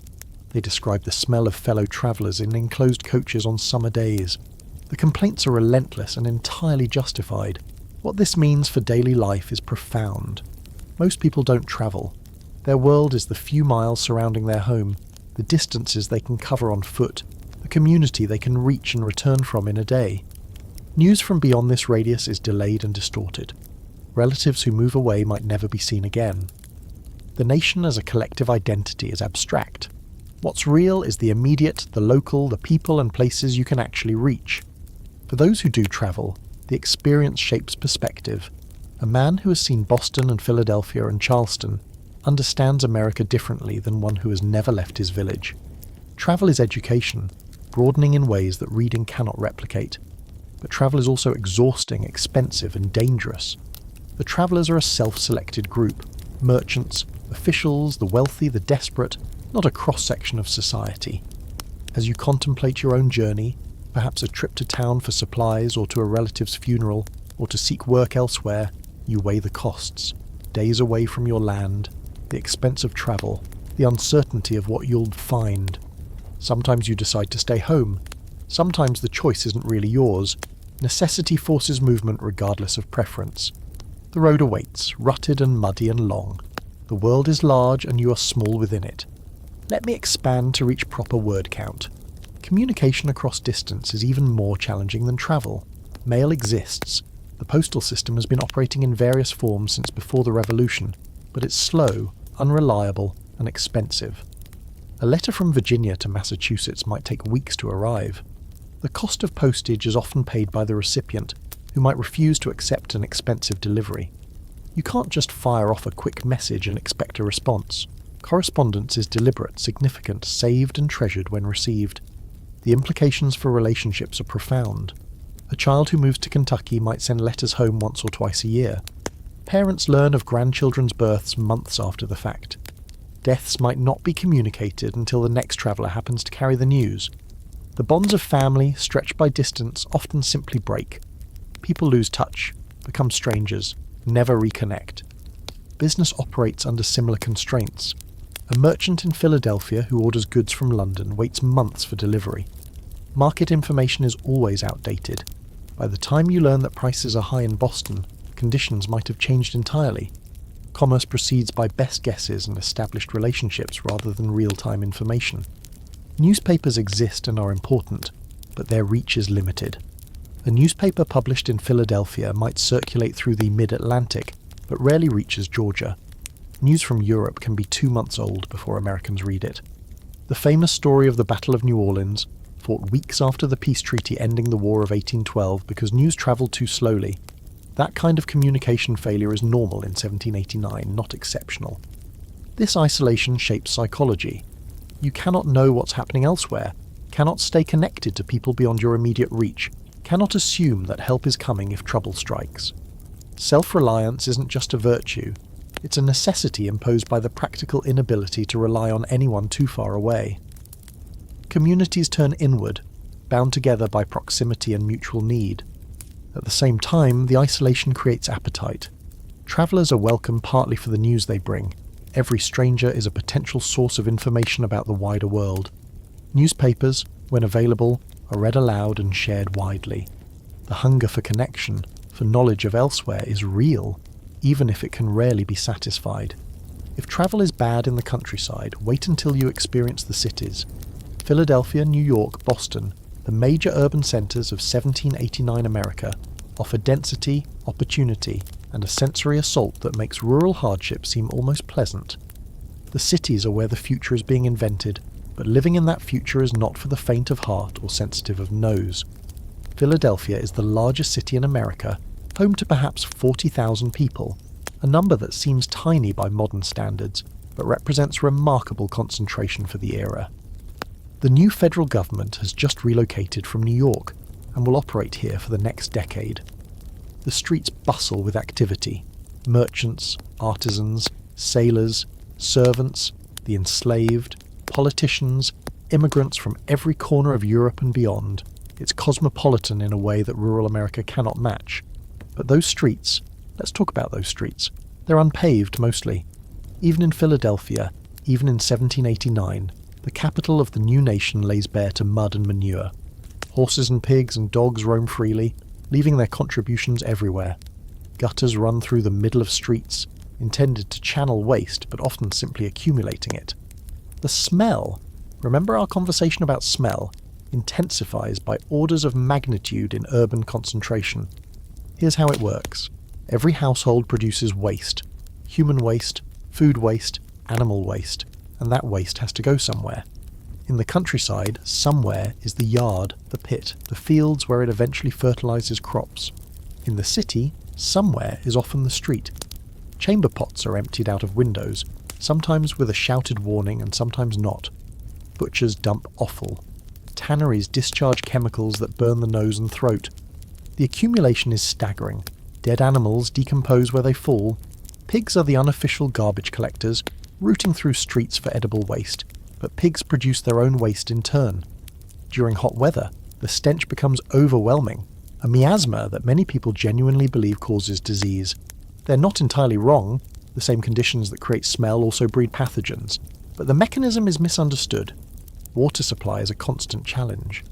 Wells serve some neighbourhoods, but the water table in cities is often contaminated by the same waste that fills the streets. People drink water that we would consider sewage. The resulting diseases are predictable. Typhoid, cholera, dysentery. Waterborne illnesses claim lives constantly. Those who can afford it drink imported water or boil what they have. The poor drink what's available and hope for the best. Fire is another urban terror. Buildings are wooden, packed tightly together, heated by open flames. A spark can destroy a neighbourhood in hours.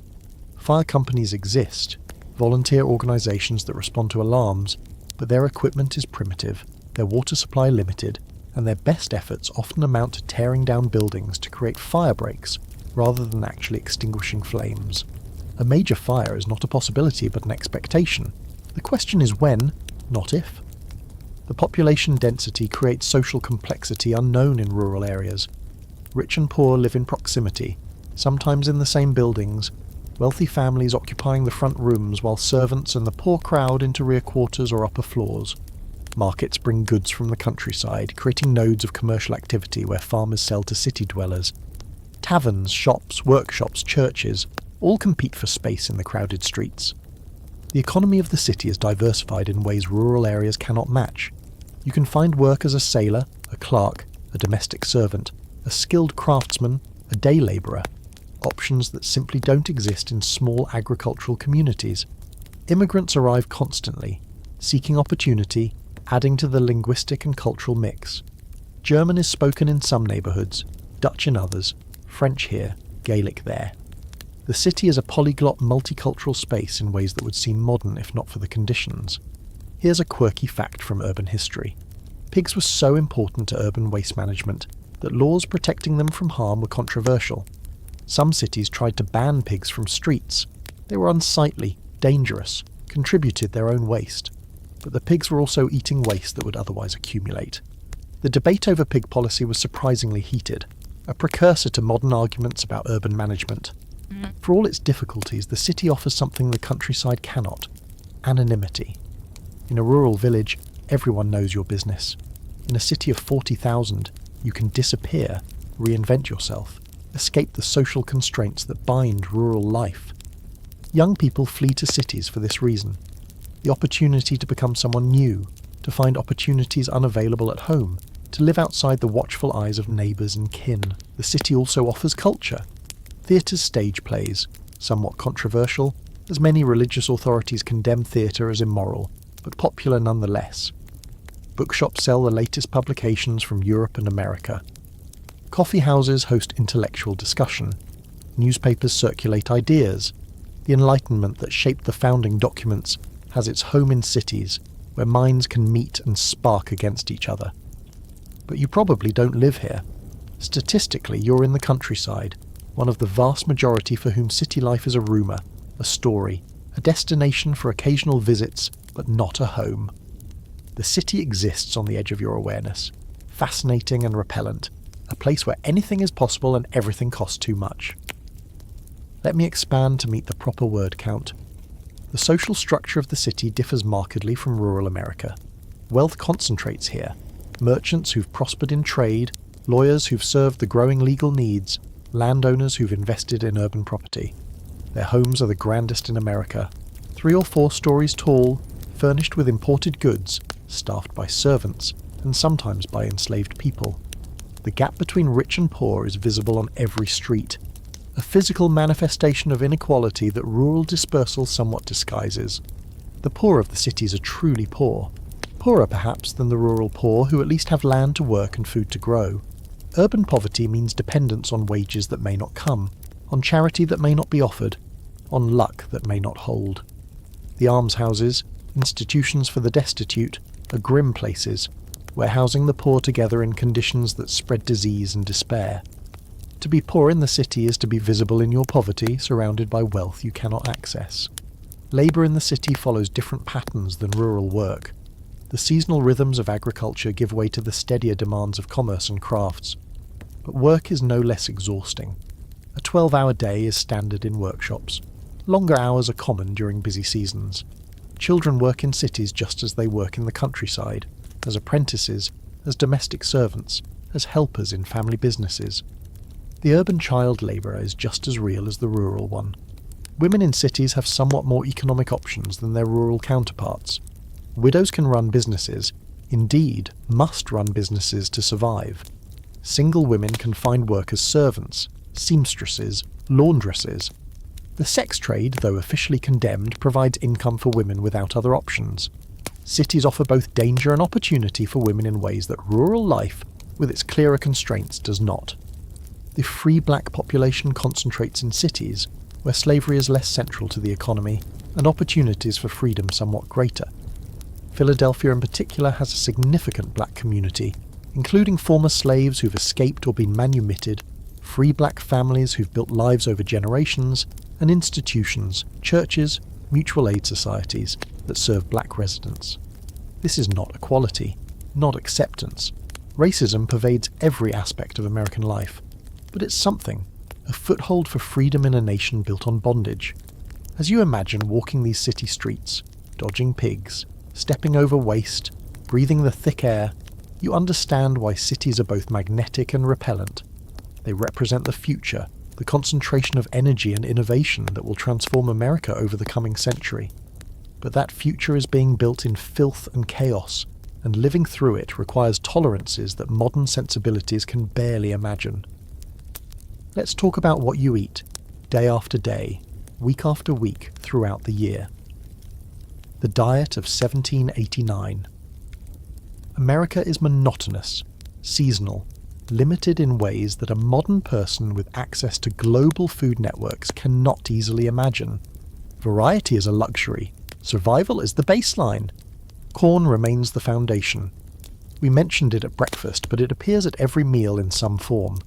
Cornmeal mush, corn pone, johnny cakes, hoe cakes, hominy, corn pudding. The variations are endless, but the base ingredient is the same. Corn grows abundantly in American soil, stores well, processes easily, and sustains life.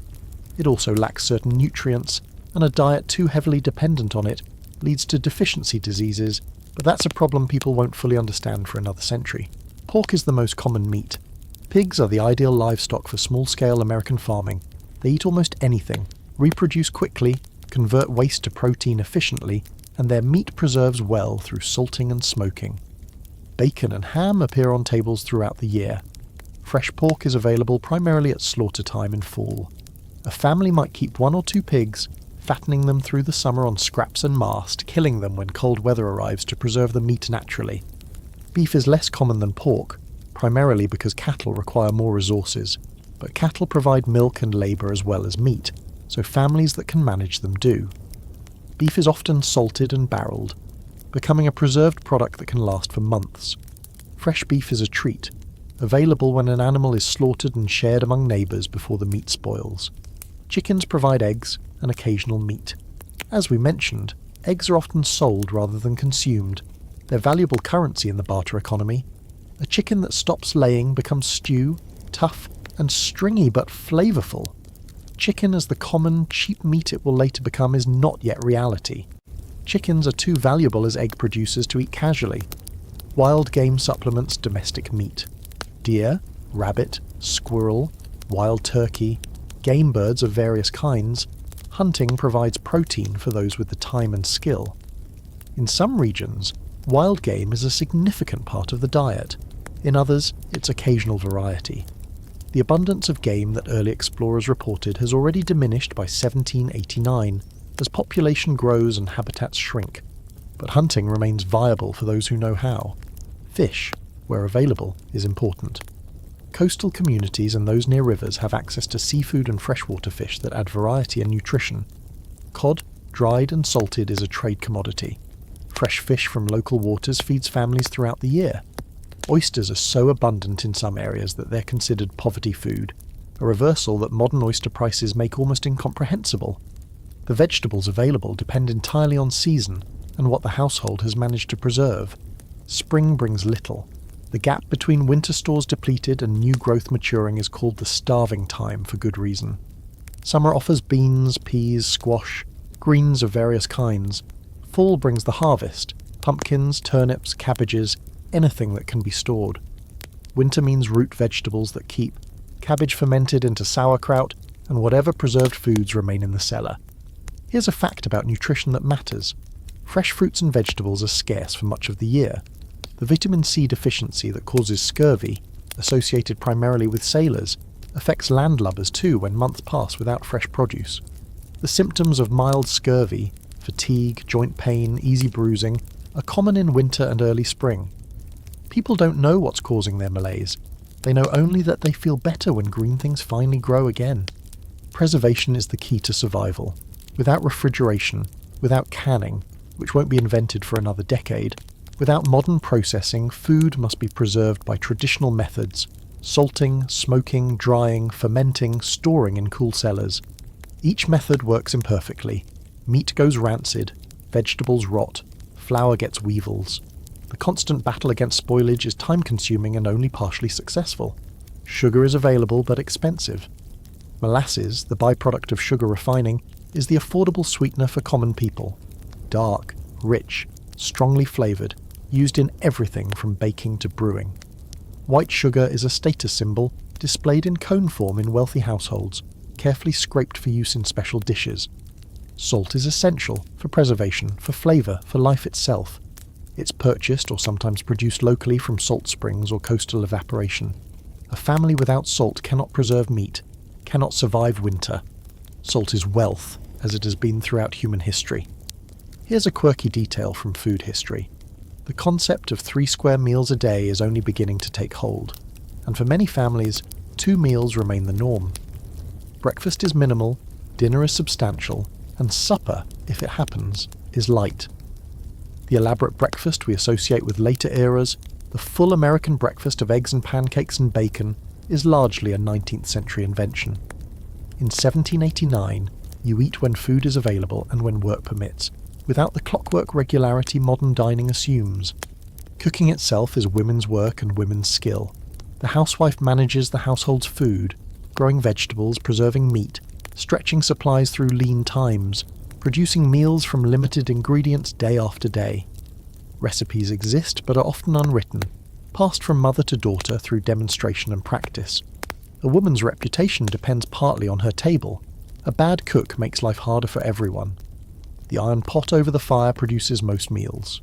Stewing, boiling, simmering, these methods suit both the cookware and the ingredients. Baking requires an oven, which might be a separate structure outside the home or an enclosed space within the fireplace. Roasting over open flame is possible, but requires attention and equipment. The technology of cooking limits the cuisine. As you sit down to yet another meal of corn and pork and whatever vegetables survive the winter, you don't think about nutrition or variety or the pleasure of dining. You think about fuel, the calories that will power tomorrow's labour. You eat what's available, grateful that something is available, knowing that others have less. The meal is over in minutes, work resumes, tomorrow you'll eat roughly the same thing, and the day after, and the day after that. Let me expand to reach proper word count. The social dimensions of eating deserve attention. Meals are communal. The family gathers around the table, shares food, shares conversation. The father often leads in prayer before eating, blessing the food and reminding everyone of the divine source of sustenance.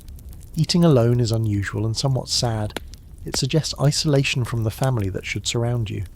Hospitality centres on food. Visitors are offered something to eat and drink as a matter of course, even when supplies are scarce. Refusing hospitality is an insult. Offering substandard fare is a shame. The family that cannot feed a guest adequately suffers in reputation. This creates pressure to maintain supplies, to hold something in reserve for unexpected needs. The wealthy eat better, dramatically better. They have access to imported delicacies, tea, coffee, chocolate, spices from around the world. Their meat is fresh more often. Their bread is wheat rather than corn. Their tables display variety that the poor can only imagine. Dining for the wealthy becomes performance, a display of status through food and the settings in which it's consumed.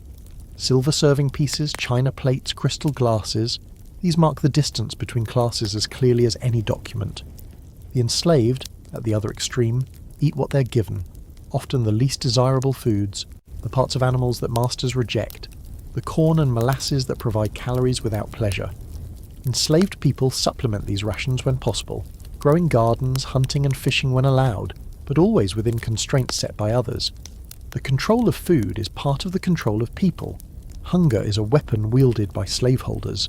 The seasons of eating structure the year. Harvest is abundance, fresh vegetables, fresh fruits, newly slaughtered meat. The household works frantically to preserve what can be preserved, knowing that winter is coming. Winter is scarcity, the slow depletion of stored foods, the careful rationing, the hope that supplies last until spring. Spring is relief, the first greens, the first eggs from newly laying hens, the gradual emergence of variety. Summer is growth, the garden producing, the animals thriving, the promise of another harvest if weather cooperates. This rhythm connects people to the land in ways that modern life severs. You cannot ignore the seasons, they dictate what you eat and when. The distance between food and eating has collapsed entirely. You grow it, you preserve it, you cook it, you consume it.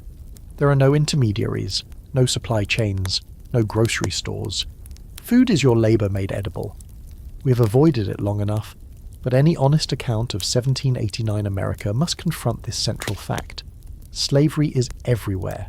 It shapes the economy, the politics, the social structure, the daily life of the nation in ways that cannot be separated from any other topic we've discussed. The new nation, proclaiming liberty and equality, is built on the bondage of hundreds of thousands of human beings. The numbers are staggering. Roughly 700,000 enslaved people live in America in 1789, nearly 20% of the total population. They are concentrated in the South, where tobacco, rice, and increasingly cotton drive the economy, but they are present everywhere. Northern states are beginning the gradual process of emancipation, but enslaved people still live and work in New York, New Jersey, Pennsylvania. George Washington, taking office as president, brings enslaved servants to New York and then to Philadelphia. Slavery is not a Southern peculiarity. It's an American institution. If you are enslaved, and we must imagine this possibility, because it was the reality for so many, your life is not your own. You wake when you're told, eat what you're given, work where you're directed. You have no legal rights, you are property, listed alongside livestock and furniture in inventories. You can be bought, sold, separated from family at the owner's whim. You can be beaten for any reason or no reason. Your children are born into slavery, inheriting your status, perpetuating the system into the next generation. The work demanded of enslaved people is brutal. In tobacco country, the cycle of planting, cultivating, harvesting and processing is relentless. 18-hour days during peak seasons, work that breaks bodies and shortens lives. In rice country, the labour is even more dangerous, standing in flooded fields, exposed to malaria and other diseases, performing tasks that kill even young and healthy workers with shocking regularity. Domestic servants escape field labour but face other abuses, constant surveillance, sexual exploitation, the impossibility of ever being off duty. The system is maintained by violence. Whipping is routine, the lash applied for real or imagined infractions. Working too slowly, speaking disrespectfully, attempting to protect oneself or one's family. Brutal punishments, mutilation, torture, death are inflicted on those who resist or attempt escape. The violence is not incidental. It is essential, the foundation on which the entire system rests. Without terror, slavery could not exist. And yet, and this is important, enslaved people resist. They resist by slowing work, by feigning illness, by breaking tools. They resist by maintaining family bonds and cultural traditions that slavery attempts to erase. They resist by running away, thousands of them despite the risks. They resist by preserving their humanity in conditions designed to deny it. The agency of enslaved people, their refusal to accept the identity that slavery imposes, is one of the most important facts of American history. Here's what historians debate: the extent to which white Americans in 1789 understood the contradiction between their proclaimed ideals and the reality of slavery. Some clearly did. Anti-slavery sentiment was growing, and prominent voices, including some slaveholders like Jefferson, in his more conflicted moments, acknowledged that slavery violated natural rights. Others seem to have genuinely believed that enslaved people were not fully human, that slavery was natural and beneficial. The founding generation debated slavery extensively. They chose to protect it in the Constitution rather than confront it directly. The consequences of that choice would unfold across the next 70 years. The experience of enslavement varied, a fact that complicates any generalization, but does not diminish the fundamental evil. Urban enslaved people lived differently from plantation workers. House servants lived differently from field hands. Those in the Upper South lived differently from those in the Lower South, Deep South. Some owners were less brutal than others, though the category of kind master is ultimately a fiction. Ownership of human beings is inherently unkind, and the power to be kind implies the power to be cruel. The variations matter for understanding individual experiences without excusing the system that created them. Free black people existed in 1789 America, their numbers growing particularly in the North as emancipation began. But freedom was precarious. Kidnapping into slavery was a constant risk. Legal rights were limited. Economic opportunities were constrained by racism that permeated every aspect of society. Free black communities nonetheless built institutions, formed families, created lives of dignity against overwhelming odds. Their existence testified both to the possibility of freedom and to the limits of freedom in a society that viewed blackness as inherently inferior. The constitutional provisions regarding slavery shape the nation you inhabit. The 3/5 clause counts enslaved people as partial persons for purposes of representation, giving the South outsized political power. The Fugitive Slave Clause requires northern states to return runaways, implicating everyone in the system's enforcement. The prohibition on restricting the slave trade until 1808 guarantees 2 more decades of human importation. The Constitution does not use the word slavery, but it protects the institution at every turn. What does this mean for your day in 1789? If you are white, slavery shapes your life whether or not you own enslaved people. The products you consume, the tobacco you might smoke, the rice you might eat, the cotton that will soon clothe you, are produced by enslaved labour. The economy that supports you depends on bondage. The political system that governs you gives disproportionate power to slaveholders. You cannot escape complicity. It is woven into the fabric of national life. If you are enslaved, your day is defined by bondage. Every aspect of existence is controlled, contingent, subject to the will of another. The labour we've described throughout this journey, the backbreaking work, the limited food, the harsh conditions, applies to you in intensified form, without the consolation that the results of your labour belong to you, without the hope that tomorrow might be different. This is the reality of 1789 America, a nation founded on liberty that practiced slavery, a constitution that proclaimed freedom while protecting bondage, people who believed in equality while owning human beings. The contradiction was obvious then, and it shaped everything that followed. Let me expand to meet proper word count. The daily texture of enslaved life deserves further attention, even though the sources are limited. Enslaved people rarely left written records, and the records that exist were often filtered through white perspectives. But enough evidence survives to sketch the experience. Housing for enslaved people was typically cramped and crude. Cabins, often shared by multiple families, provided minimal shelter. The furnishings were sparse, perhaps a bed frame, perhaps only pallets on the floor, a few cooking implements, little else. Privacy was impossible. Surveillance was constant. The physical space reflected the social status. Enslaved people were not expected to need comfort, and they received none. Food was controlled by slaveholders, who determined what and how much enslaved people ate. The standard ration was corn and pork, supplemented by whatever enslaved people could grow in small garden plots or catch through hunting and fishing. The rations were often inadequate, hunger was common. The need to supplement rations gave enslaved people some small autonomy, their gardens, their fishing, but this autonomy existed only at the master's sufferance. Family life persisted despite every effort to destroy it. Enslaved people married, though their marriages had no legal standing. They had children, loved those children, tried to protect them from harm. But families were routinely separated. Husbands sold away from wives, children sold away from parents. This threat hung over every relationship, every attachment. The emotional devastation of family separation was one of slavery's most cruel features. Religion offered consolation and resistance. Many enslaved people embraced Christianity, finding in its promises of ultimate justice and heavenly reward a framework for enduring earthly suffering. But they often interpreted Christianity differently than their masters, emphasizing themes of liberation and equality that slaveholders preferred to ignore. The songs of enslaved communities, spirituals, encoded resistance and hope within religious language. The psychological burden of slavery is hard to imagine fully.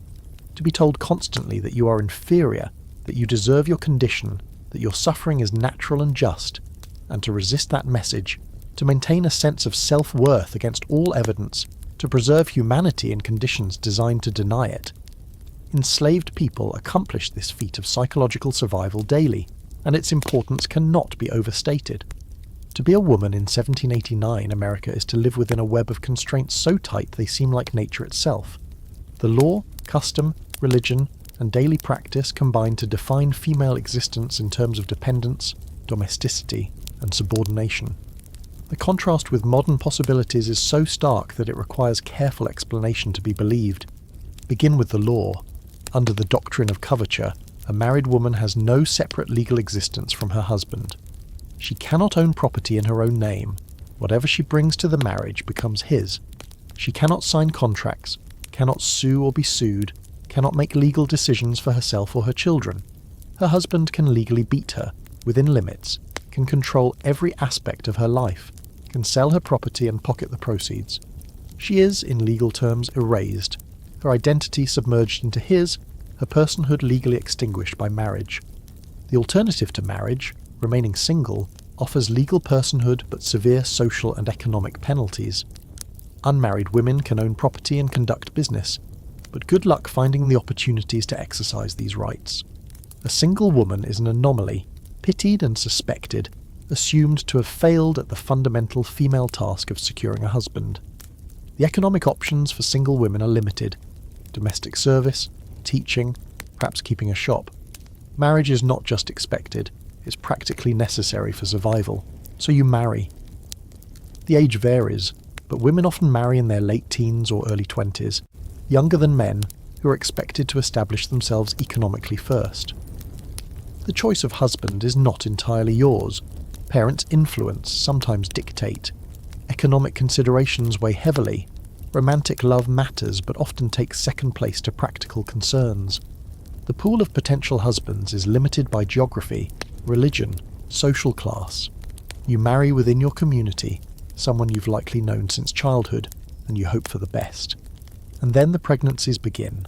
A married woman in 1789, America who survives to menopause can expect to be pregnant roughly every 2 to 3 years throughout her childbearing decades. Birth control is rudimentary and unreliable. Abstinence, withdrawal, extended breastfeeding, herbal preparations of doubtful efficacy. The pregnancies are frequent, the births are dangerous, and the intervals between provide barely enough time to recover. Childbirth kills.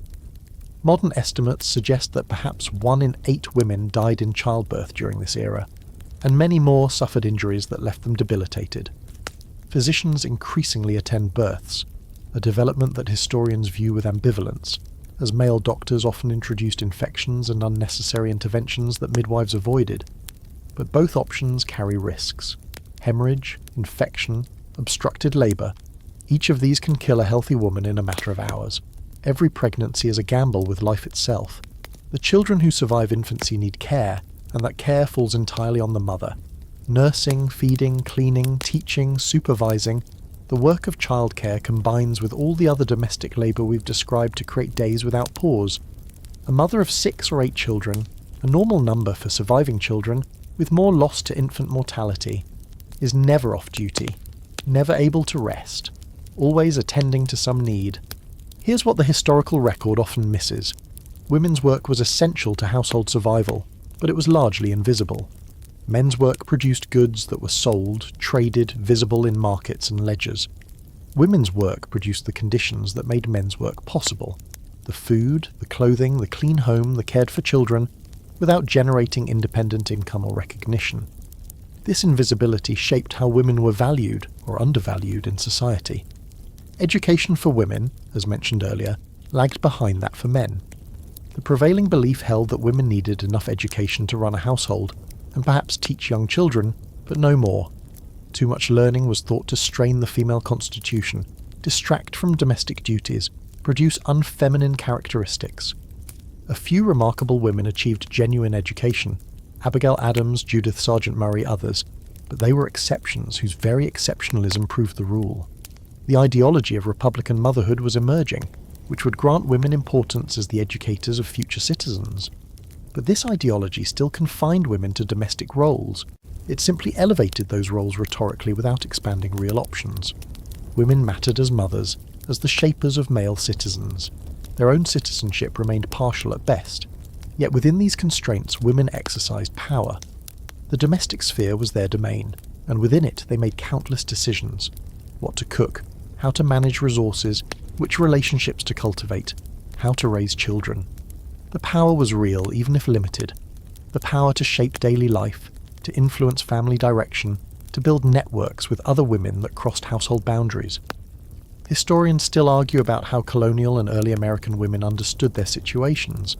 Some evidence suggests acceptance, women who absorbed the ideology of female subordination and found meaning within its limits. Other evidence suggests resistance, women who chafed at constraints, who sought education and opportunity, who imagined different possibilities. Both probably existed, sometimes within the same individuals, acceptance and resistance coexisting in complicated negotiations with impossible circumstances. The legal disabilities faced by women meant that widowhood, which came frequently given male mortality rates, created crisis. A widow might inherit a portion of her husband's estate, but it was often only a life interest that reverted to children or other heirs. Managing property, continuing a business, providing for children, these tasks fell on shoulders never trained for them. Many widows remarried quickly out of necessity, those who didn't face poverty. Women of colour faced all these constraints plus the additional burdens of race. Enslaved women had no legal existence at all, not even the minimal protections coverture offered to white women. Free black women had technical legal personhood but practical limitations that made exercising rights nearly impossible. Native American women lived under different gender systems, some more egalitarian than European norms, but contact with colonial society often eroded these traditional structures. As you move through your day as a woman in 1789, the cooking, the spinning, the childcare, the endless cycle of domestic labour, you don't have language for the constraints that shape your life. The concept of women's rights is barely born. The ideas that will fuel the Seneca Falls Convention are 6 decades in the future. You simply live within the boundaries that exist, finding what satisfaction you can, hoping for a kind husband, a safe childbirth, children who survive. Let me expand to reach proper word count. The daily texture of women's lives deserves closer examination. The spinning wheel we've mentioned is not just a tool, it's a companion, a site of sociability as well as work.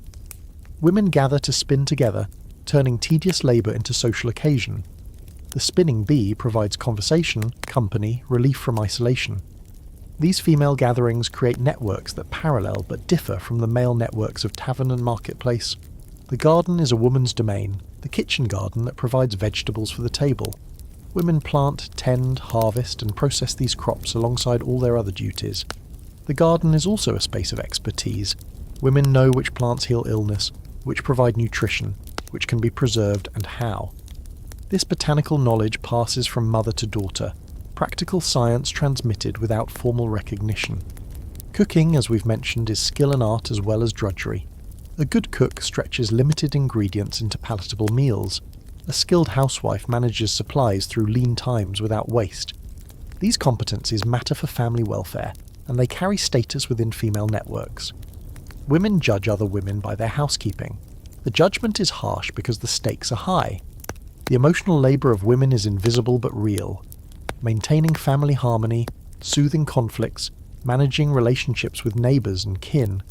These tasks fall disproportionately on female shoulders. The peaceful home that men leave and return to doesn't happen automatically. It's produced by female effort day after day. The church offers women a semi-public role. Religious gatherings are among the few occasions where women appear in community outside the home.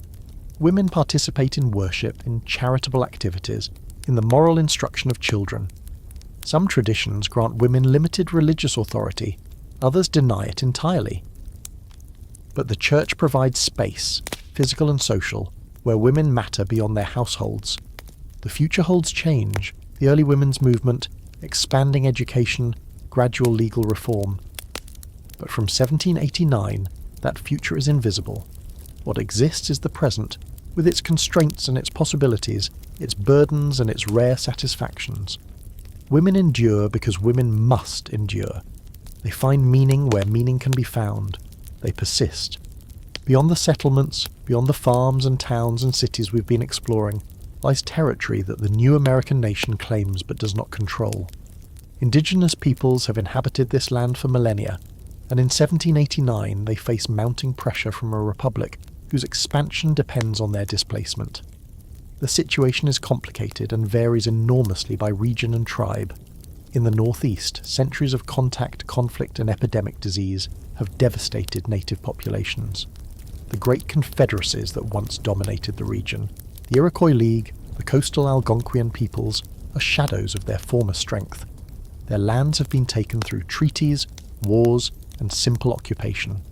The survivors occupy remnant territories, increasingly dependent on trade goods and vulnerable to further encroachment.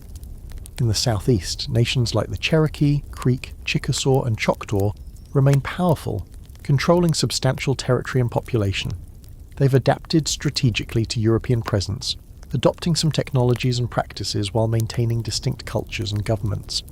The new American government negotiates with them as sovereign nations, not as equals, but as entities that must be dealt with rather than simply swept aside. In the Ohio Valley and beyond, conflict is active and bloody. American settlers push westward despite native resistance. Native peoples fight to defend their lands with support from British interests in Canada. The Northwest Indian War is ongoing, a brutal struggle that will continue for years. The proclamation lines that once attempted to limit westward expansion are now ignored. The Republic has no intention of respecting indigenous territorial claims. From an indigenous perspective, 1789 marks another step in a long disaster. The diseases that accompanied European contact, smallpox, measles, influenza, have killed millions, perhaps 90% of the pre-contact population in some regions. This demographic catastrophe, invisible to most settlers, transformed the landscape Europeans discovered, creating the appearance of empty land ripe for settlement. The land wasn't empty, it had been emptied. The treaties signed between native nations and the new American government are compromised from the start. American negotiators often deal with unrepresentative leaders, secure agreements that most community members reject, and then enforce these treaties militarily.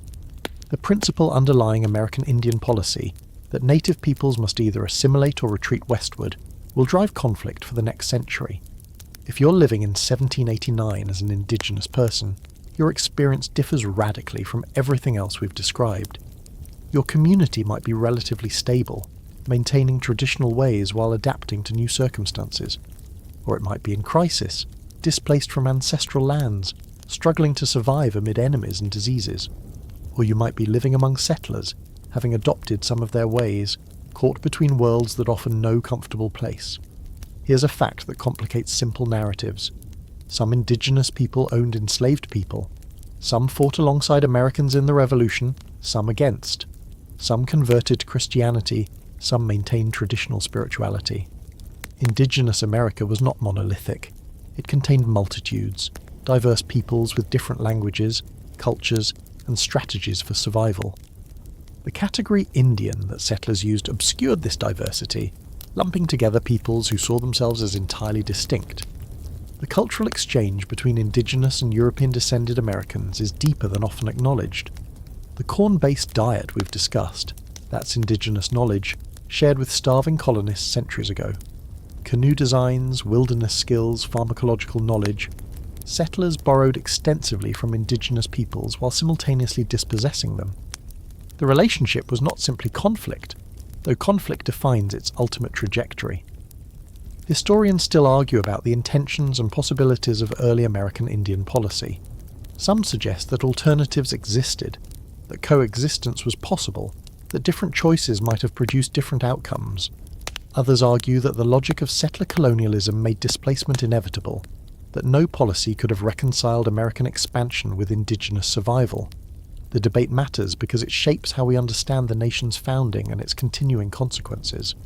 The view from the frontier, where settlement meets indigenous territory, is particularly tense in 1789. Families who've pushed westward live in fear of attack. Some have experienced violence, lost loved ones, developed lasting hatreds.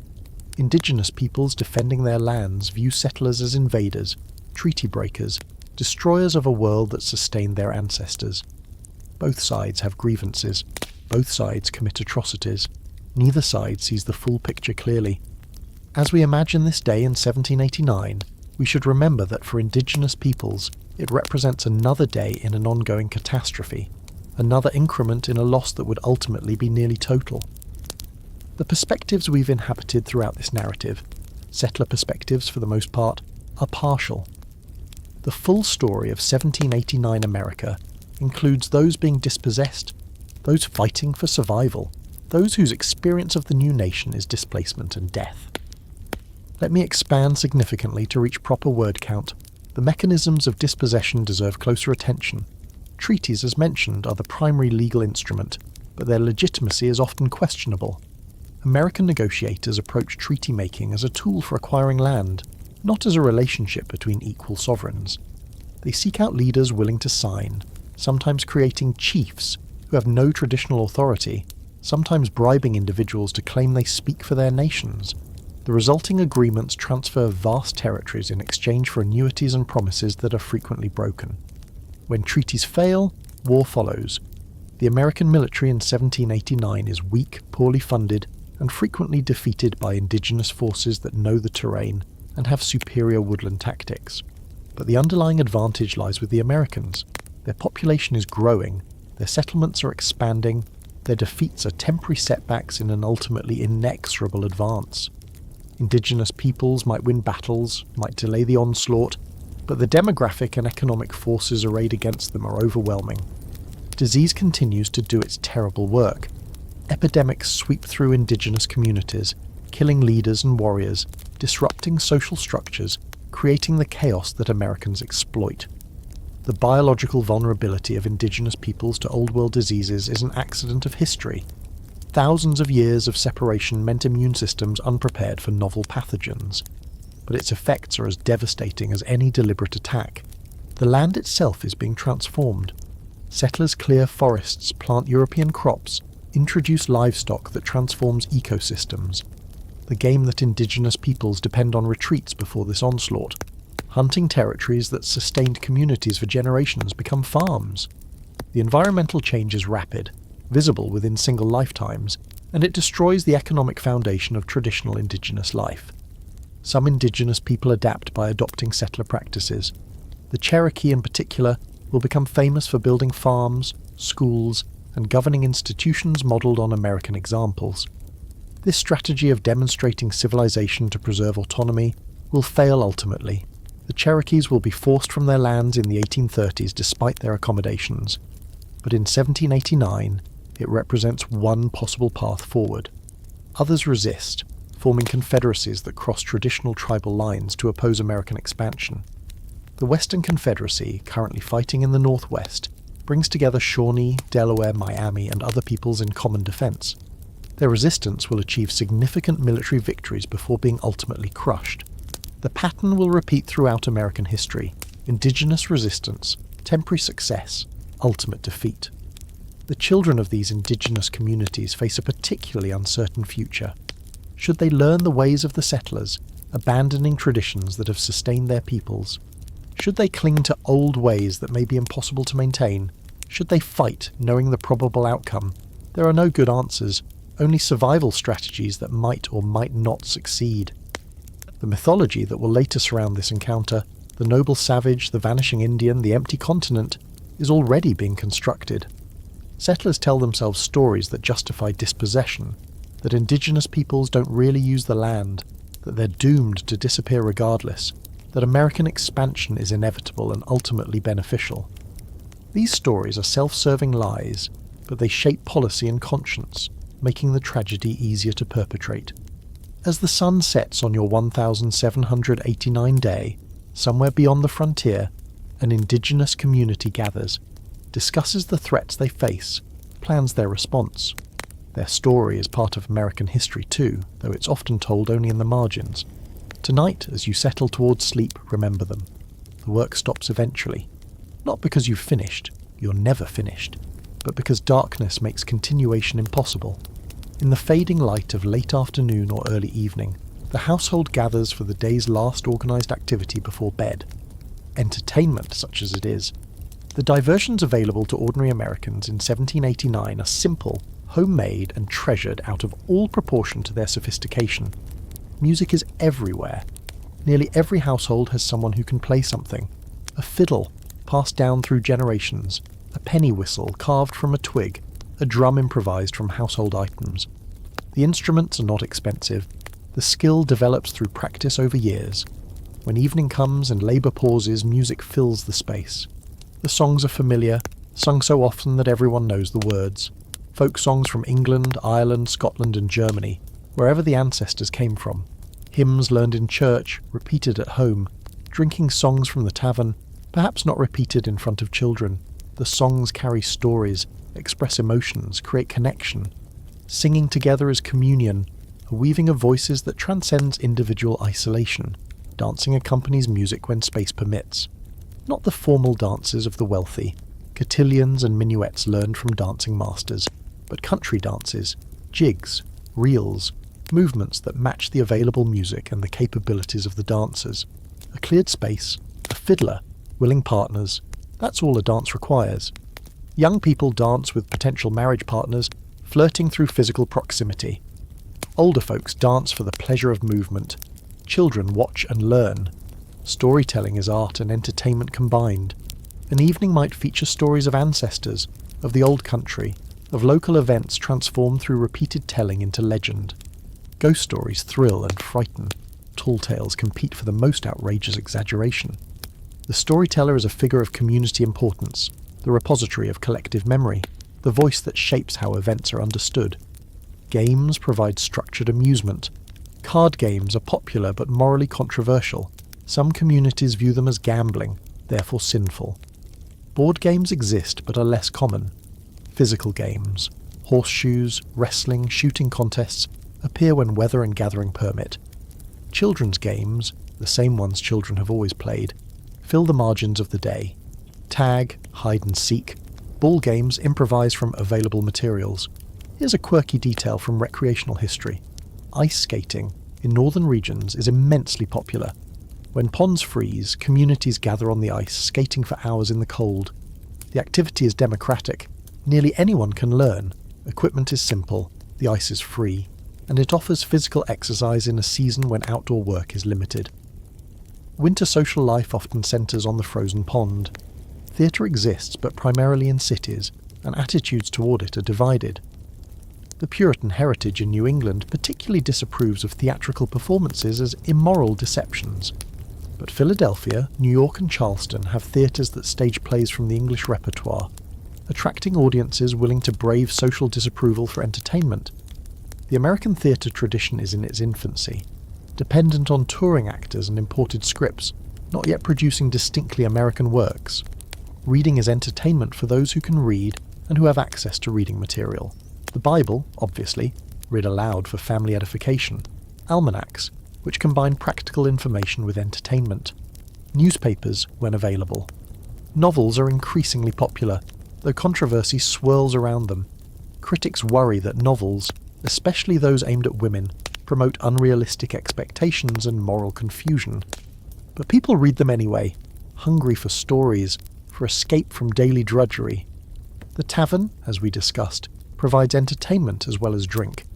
Besides music and conversation, taverns host organised amusements, puppet shows, lectures, displays of curiosities, a two-headed calf, a mermaid skeleton, a man who can eat fire.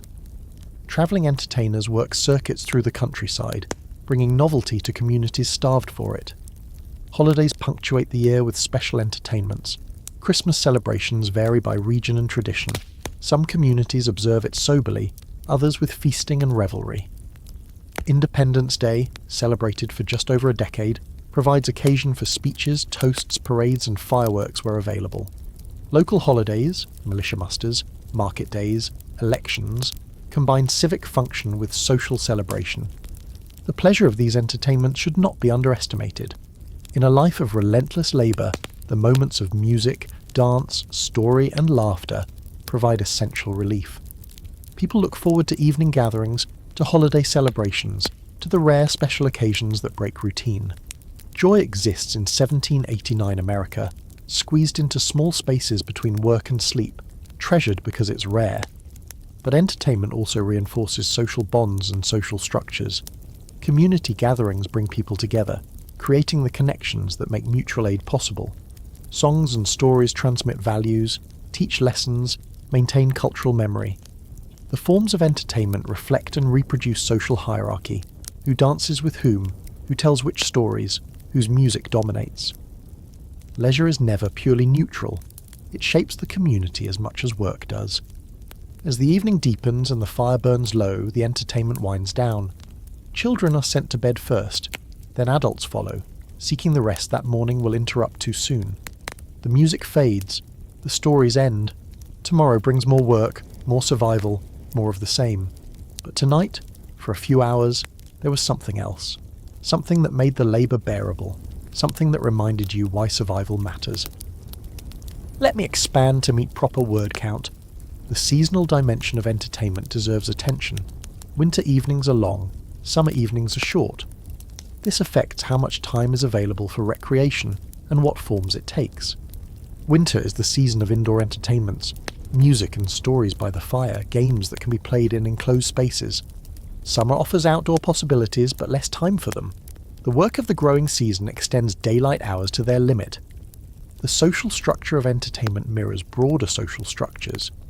Men and women often have different recreational spheres. Men gather in taverns, women gather in homes for spinning or quilting. The wealthy have access to entertainments the poor cannot afford. Theatre, formal balls, imported luxury goods. Enslaved people create their own entertainment traditions, often African-derived, that persist despite the oppression of slavery. Children's entertainment blends with children's work in ways that adult categories might not capture. Play often imitates adult activities, girls playing house, boys playing militia. The line between chore and game is unclear. Gathering eggs can be adventure or drudgery depending on attitude. The creativity of children finds outlets within whatever material is available, transforming everyday objects into toys, everyday situations into imagined dramas. Religious concerns shape attitudes toward entertainment. Some traditions, Quakers notably, view most recreational activities with suspicion, believing they distract from spiritual matters and encourage sinful behaviour. Others accept moderate entertainment while drawing lines against excess. The battle over what's permissible varies by community, creating local cultures with distinct recreational profiles. The cultural transmission happening through entertainment is profound. The songs sung around the fire carry values, beliefs, historical memory. The stories told encode wisdom about how to live, what to fear, what to hope.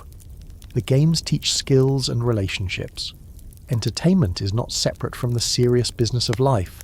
It's part of how life is learned, shared, perpetuated. As you settle into bed, perhaps still humming a tune, the day finally releases its grip. Tomorrow awaits, but not yet. For now, there is rest, and the echo of laughter, and the possibility that something tomorrow might bring joy again. The ability to read these words that you're imagining in 1789, to decipher marks on paper and extract meaning from them, is not universal. Literacy separates people as surely as wealth or birth, creating divisions that shape opportunity and perpetuate hierarchy. Understanding who can read and who cannot reveals deep structures of power in early American society. The numbers are approximate, but historians estimate that perhaps 70% of white men in 1789 America possessed basic literacy, the ability to read, at minimum, with varying degrees of writing capability.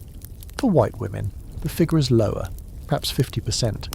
For enslaved people, it's close to zero, both because opportunities for learning are denied and because teaching enslaved people to read is becoming explicitly illegal in some states. For free black Americans, rates are higher but still depressed by limited access to education.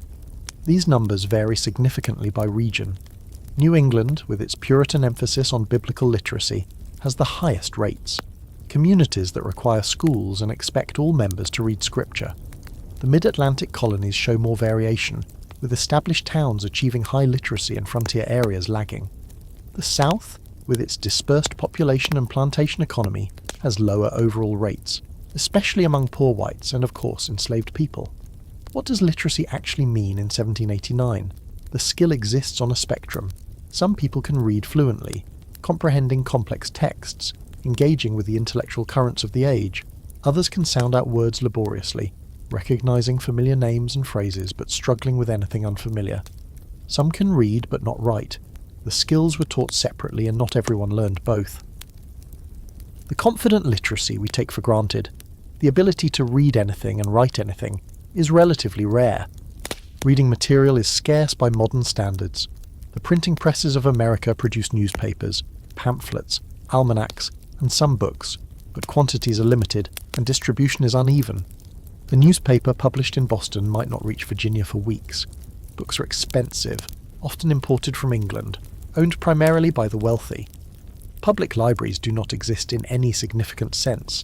Private collections serve those with means. The Bible is the most commonly owned book, and for many families, it is the only book.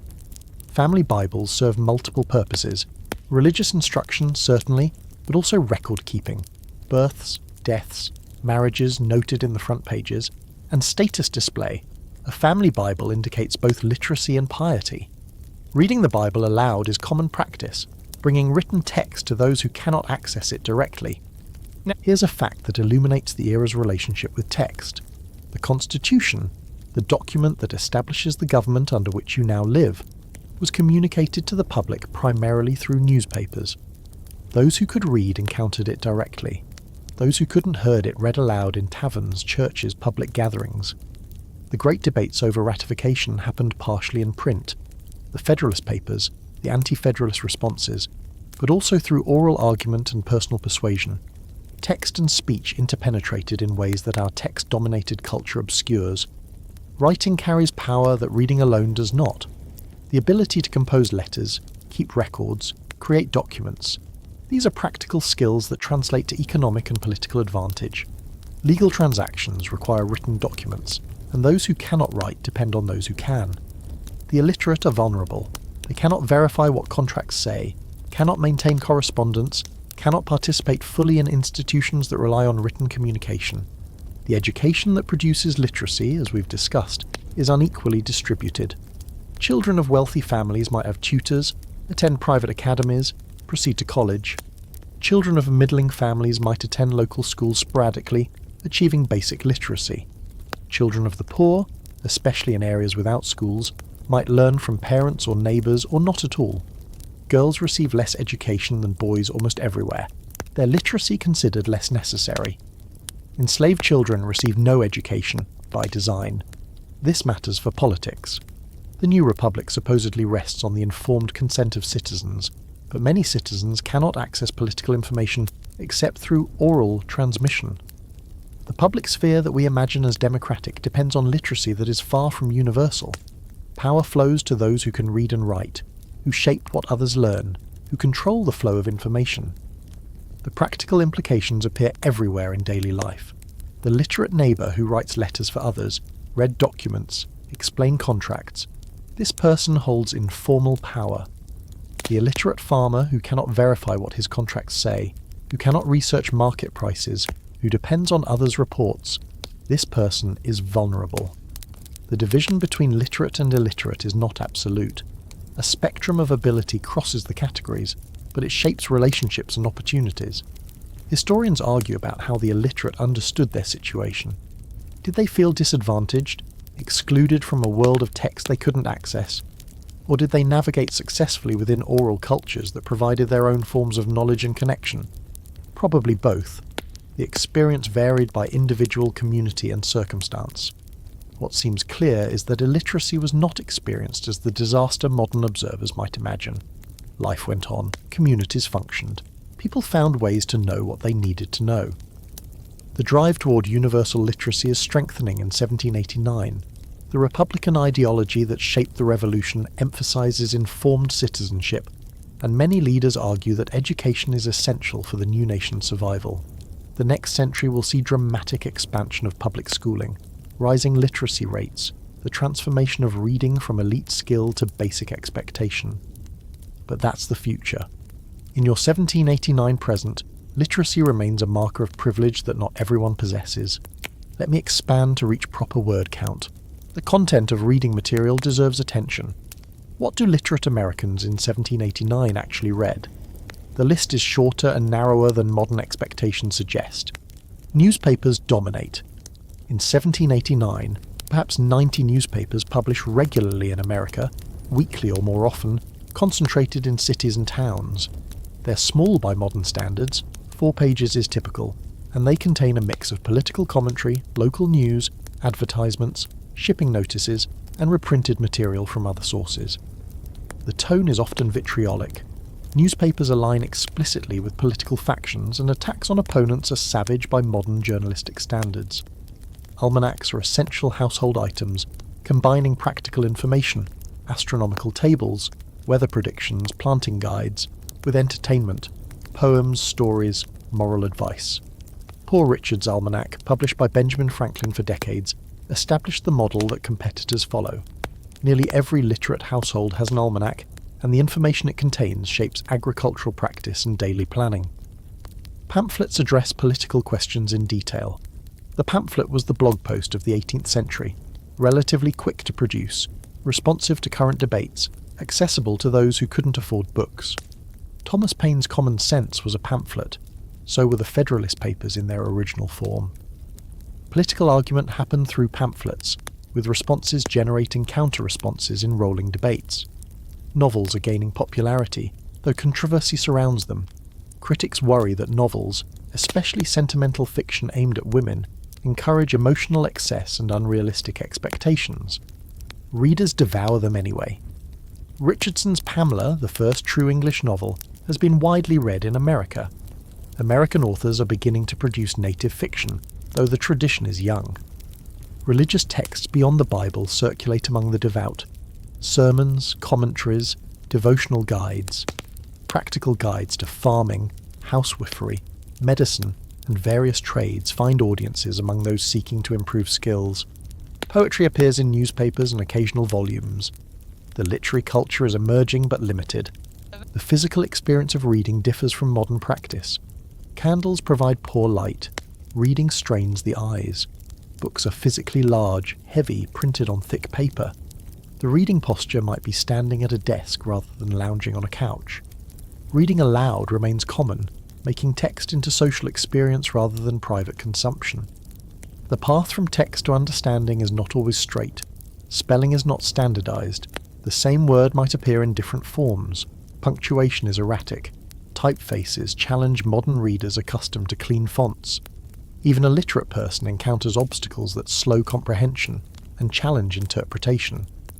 George Washington took the oath of office just months ago in April, and the constitution under which you now live has been in effect for barely a year.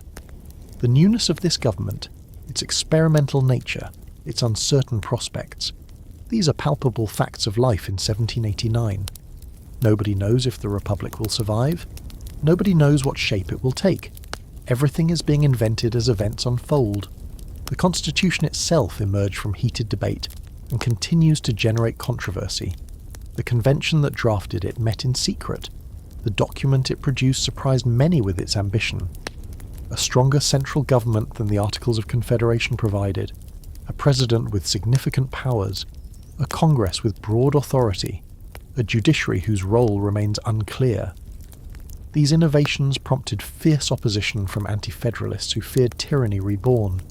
Ratification proceeded unevenly. Some states approved quickly and overwhelmingly, others required intense debate and narrow votes. The promise of a Bill of Rights, amendments protecting individual liberties, helped secure ratification in key states. Those amendments are now working through the process. The Bill of Rights will be ratified in 1791, but in 1789 it's not yet law. Washington's role cannot be overstated. He is the indispensable man, the figure whose reputation legitimizes the new government. His unanimous election by the Electoral College, the only president who will ever achieve this, reflects his unique standing. If anyone else held the office, the suspicions of concentrated power might overwhelm the system. Washington's known character, his demonstrated willingness to relinquish power, he resigned his military commission, he could have been king, makes the presidency acceptable. But what is the presidency? Nobody quite knows. The Constitution sketches broad outlines: commander-in-chief, power to appoint officials, duty to execute the laws, but leaves enormous questions unanswered. How should the president interact with Congress? What ceremonies should surround the office? Should the president be accessible or aloof? Washington and his advisors are creating precedents with every decision, aware that what they establish may bind future generations. The government itself is tiny by modern standards. The entire executive branch consists of a few hundred people at most. Washington's cabinet has 4 members, Secretary of State Thomas Jefferson, Secretary of the Treasury Alexander Hamilton, Secretary of War Henry Knox, and Attorney General Edmund Randolph. These men, along with Washington, are building agencies from scratch, hiring staff, establishing procedures, creating the administrative infrastructure that government requires. The debates are beginning that will shape American politics for generations. Hamilton envisions an active federal government, promoting commerce and manufacturing, funding debt, establishing a national bank. Jefferson and others resist, preferring agricultural republicanism, limited government, state power. These are not mere policy differences. They are fundamental disagreements about what America should become. The political parties that will emerge from these debates are already taking shape in 1789, though nobody yet uses the term party. Here's a fact that reveals the system's fragility. Washington nearly died during the summer of 1789 from a tumour on his thigh that required surgery. The crisis passed, but it raised questions nobody wanted to confront. What happens if the president dies? The Constitution provides for succession. The vice president takes over, but the implications are uncertain. A system that depends so heavily on one man's prestige is vulnerable to that man's mortality. The courts are being established, judges appointed, the framework of federal justice created. But what courts can do, whether they can overrule Congress, whether they can enforce judgments against states, remains unclear. Judicial review, which will become central to American government, is not established doctrine in 1789. The Supreme Court is meeting for the first time, but its power is untested and uncertain. Congress is wrestling with basic questions of governance. How should revenue be raised? Tariffs on imports emerge as the primary answer. The new government needs money, and customs duties provide it. How should the war debt be handled?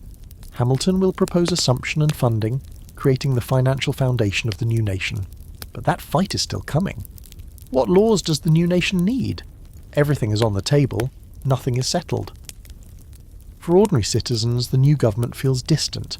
The taxes you pay, mostly indirect through tariffs that raise prices on imported goods, don't feel like direct impositions. The federal officials you encounter are few. Local and state governments affect daily life more directly. The grand debates in New York, and soon Philadelphia, happened far away, reported through newspapers weeks later, interpreted by local opinion makers. Yet the Constitution matters. It establishes the framework within which all else happens. The rights it will protect, once the Bill of Rights is added, constrain government power. The structures it creates shape political possibilities. The compromises it embodies, on slavery, on representation, on federal versus state power, will determine how future conflicts unfold. Historians still argue about how democratic the new Constitution really was. The franchise is limited. Only white men with property can vote in most states. The Senate is elected by state legislatures, not directly. The president is chosen by electors, not popular vote. The structures favour stability over responsiveness, established interest over popular movements. Was this wisdom or oligarchy? The debate continues. Living through this founding moment, you're unlikely to recognise its significance. The Constitution is one more political arrangement in a world of political arrangements. Washington is impressive, but so were other leaders. The debates seem important, but also endless and confusing. The future significance of what's being created is invisible. You're living it, not analysing it from historical distance. The uncertainties that pervade 1789 America extend to its government. Will this system work? Will states resist federal authority? Will the compromise on slavery hold? Will factions tear the Union apart? These are not rhetorical questions. They're genuine uncertainties that inform every political decision. The Republic is an experiment, and experiments can fail. Word count 987. Let me expand to reach proper word count. The local dimensions of politics deserve attention. For most Americans, local government matters more than federal. The town meeting in New England, the county court in the South, the city council in urban areas, these institutions affect daily life directly. They set local taxes, maintain roads, settle disputes, regulate markets. The federal government is an abstraction. Local government is the neighbour who serves as justice of the peace. State governments occupy the middle ground. States retain most governmental powers under the new Constitution, including much of what we would now consider essential: criminal law, property law, family law, education, most economic regulation. The state legislature passes laws that shape daily life. The state governor executes them. State courts adjudicate disputes. The power structure that matters most immediately operates at this level. Political participation is expanding, though still far from universal. The property requirements for voting are easing in some states. More white men are gaining the franchise. The revolution's rhetoric of equality, however imperfectly applied, has created expectations of participation that the old colonial order lacked. Political meetings, petitions, protests, these tools of civic engagement are increasingly accepted as legitimate. The relationship between national identity and local loyalty is complex. You're an American, yes, but you're also a Virginian, a Pennsylvanian, a New Yorker, and that state identity often feels more real. The nation is an abstraction. The community is concrete. Nationalism will grow over the coming decades, strengthened by war and commerce and communication. But in 1789 it competes with local and state attachments that have deeper roots. The political culture is robust despite its limitations. Ordinary people discuss politics, argue about policies, form opinions about leaders. The coffee house, the tavern, the church, the street corner, these are sites of political discourse where views are expressed and tested. The public sphere that theorists describe is real, even if access to it is unequal. You want to buy something, a tool, perhaps, or fabric, or something your household cannot produce. The transaction seems simple enough in concept. You have something, they have something, you exchange. But in 1789 America, even this basic commerce involves complications that modern payment systems have eliminated. The most fundamental problem is that money, as we understand it, barely exists. There is no standard American currency. The continental currency issued during the Revolution has collapsed into worthlessness. Not worth a continental is a common phrase. States issue their own currencies, which may or may not be accepted in other states. Foreign coins circulate widely. Spanish dollars, British pounds, French livres, Dutch guilders, all floating in the commercial mix. The value of these various coins fluctuates based on metal content, on trust, on supply and demand, on factors you can't predict or control. A Spanish silver dollar might be worth one thing today, something else next month. Converting between currencies requires calculation and negotiation. Every transaction involves an implicit exchange rate that both parties must accept. Here's a quirky fact about colonial and early American money. The Spanish milled dollar was so common that it became the basis for American currency. The pieces of 8 that pirates sought, those were Spanish dollars, scored for division into 8 pieces, hence the term 2 bits for a $0.25. When America eventually establishes its own coinage, it will model the dollar on the Spanish peso. Counterfeiting is rampant. Paper currency, where it exists, is relatively easy to forge, and enforcement is difficult.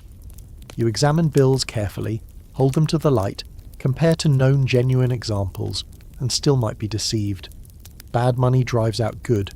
People hoard coins with reliable metal content and spend dubious paper, further undermining trust in the monetary system. Barter fills the gap where money fails. If you're a farmer, you trade your surplus crops for what you need. The store extends credit, keeping a running tab of what you've exchanged and what you owe. At settlement time, accounts are balanced and any remaining debt is carried forward or rarely paid in whatever currency is available. The merchant's account book is the central commercial technology of the era. Every transaction is recorded by hand: who bought what they traded, what they owe. These records establish claims that might not be settled for months or years. The personal relationship between merchant and customer, based on trust and ongoing interaction, substitutes for the impersonal cash transactions we take for granted. Credit is essential to this system, and not credit in the modern sense of credit cards and instant approval. Credit means personal trust that you'll pay eventually somehow. A new arrival to a community has no credit. Nobody knows if he's good for his debts. Establishing credit requires time, demonstrated reliability, vouching by others. Your creditworthiness is your reputation, built over years and destroyed in moments by default. The system works more or less because communities are small and relationships are ongoing. The merchant knows you, knows your family, knows whether you're likely to pay. The social consequences of default, Damaged reputation, community sanction, loss of future credit enforce obligations that legal systems would struggle to collect. This is economics embedded in social relations, not separated from them, but it's also inefficient. Transactions are slow, involving negotiation over values and terms. Prices are not fixed, they're bargained every time. The information needed to make good deals is scarce. You don't know what prices are in the next town, what the harvest has been elsewhere, what surpluses or shortages exist. Commerce proceeds by feel and custom as much as by rational calculation. The banks that will come to dominate American finance are just beginning to emerge. The Bank of North America, founded in 1781, was the first American bank. Others are following. Alexander Hamilton will propose a national bank in 1790, setting off fierce debate about the proper role of banking in the economy. But in 1789, banks are rare, concentrated in cities, inaccessible to ordinary people. For most transactions, you're dealing in goods, not money. You pay the blacksmith with bushels of corn, you pay the doctor with a ham, you pay the minister with labour on his property. These exchanges happen according to customary equivalencies, so many bushels for so many horseshoes, that everyone in the community understands. The system is local, personal, embedded in relationships. International trade adds another layer of complexity. Imports from England, still the primary trading partner, from the Caribbean, from elsewhere must be paid for somehow. Merchants juggle bills of exchange, letters of credit, promissory notes, financial instruments that transfer value across distance and time. The finance of overseas trade is sophisticated, managed by specialists, creating a layer of commerce above the local barter economy. Historians still argue about how Americans experienced this monetary chaos. Some emphasize the efficiency of barter and credit networks, suggesting they functioned well within their limitations. Others stress the frustrations, the constant calculations, the vulnerability to bad money, the constraints on economic development. The truth is probably that the system worked tolerably for local commerce, but impeded larger-scale economic activity. As you complete your transaction, whatever it involves, you're engaging in a practice as old as civilization, but shaped by the particular circumstances of 1789 America. No standard money, no fixed prices, no impersonal exchange, just you and the merchant, negotiating value, building relationship, creating the economic ties that hold the community together. Let me expand to reach proper word count. The system's implications for economic opportunity deserve attention. Without easy access to credit or money, starting a business is extraordinarily difficult.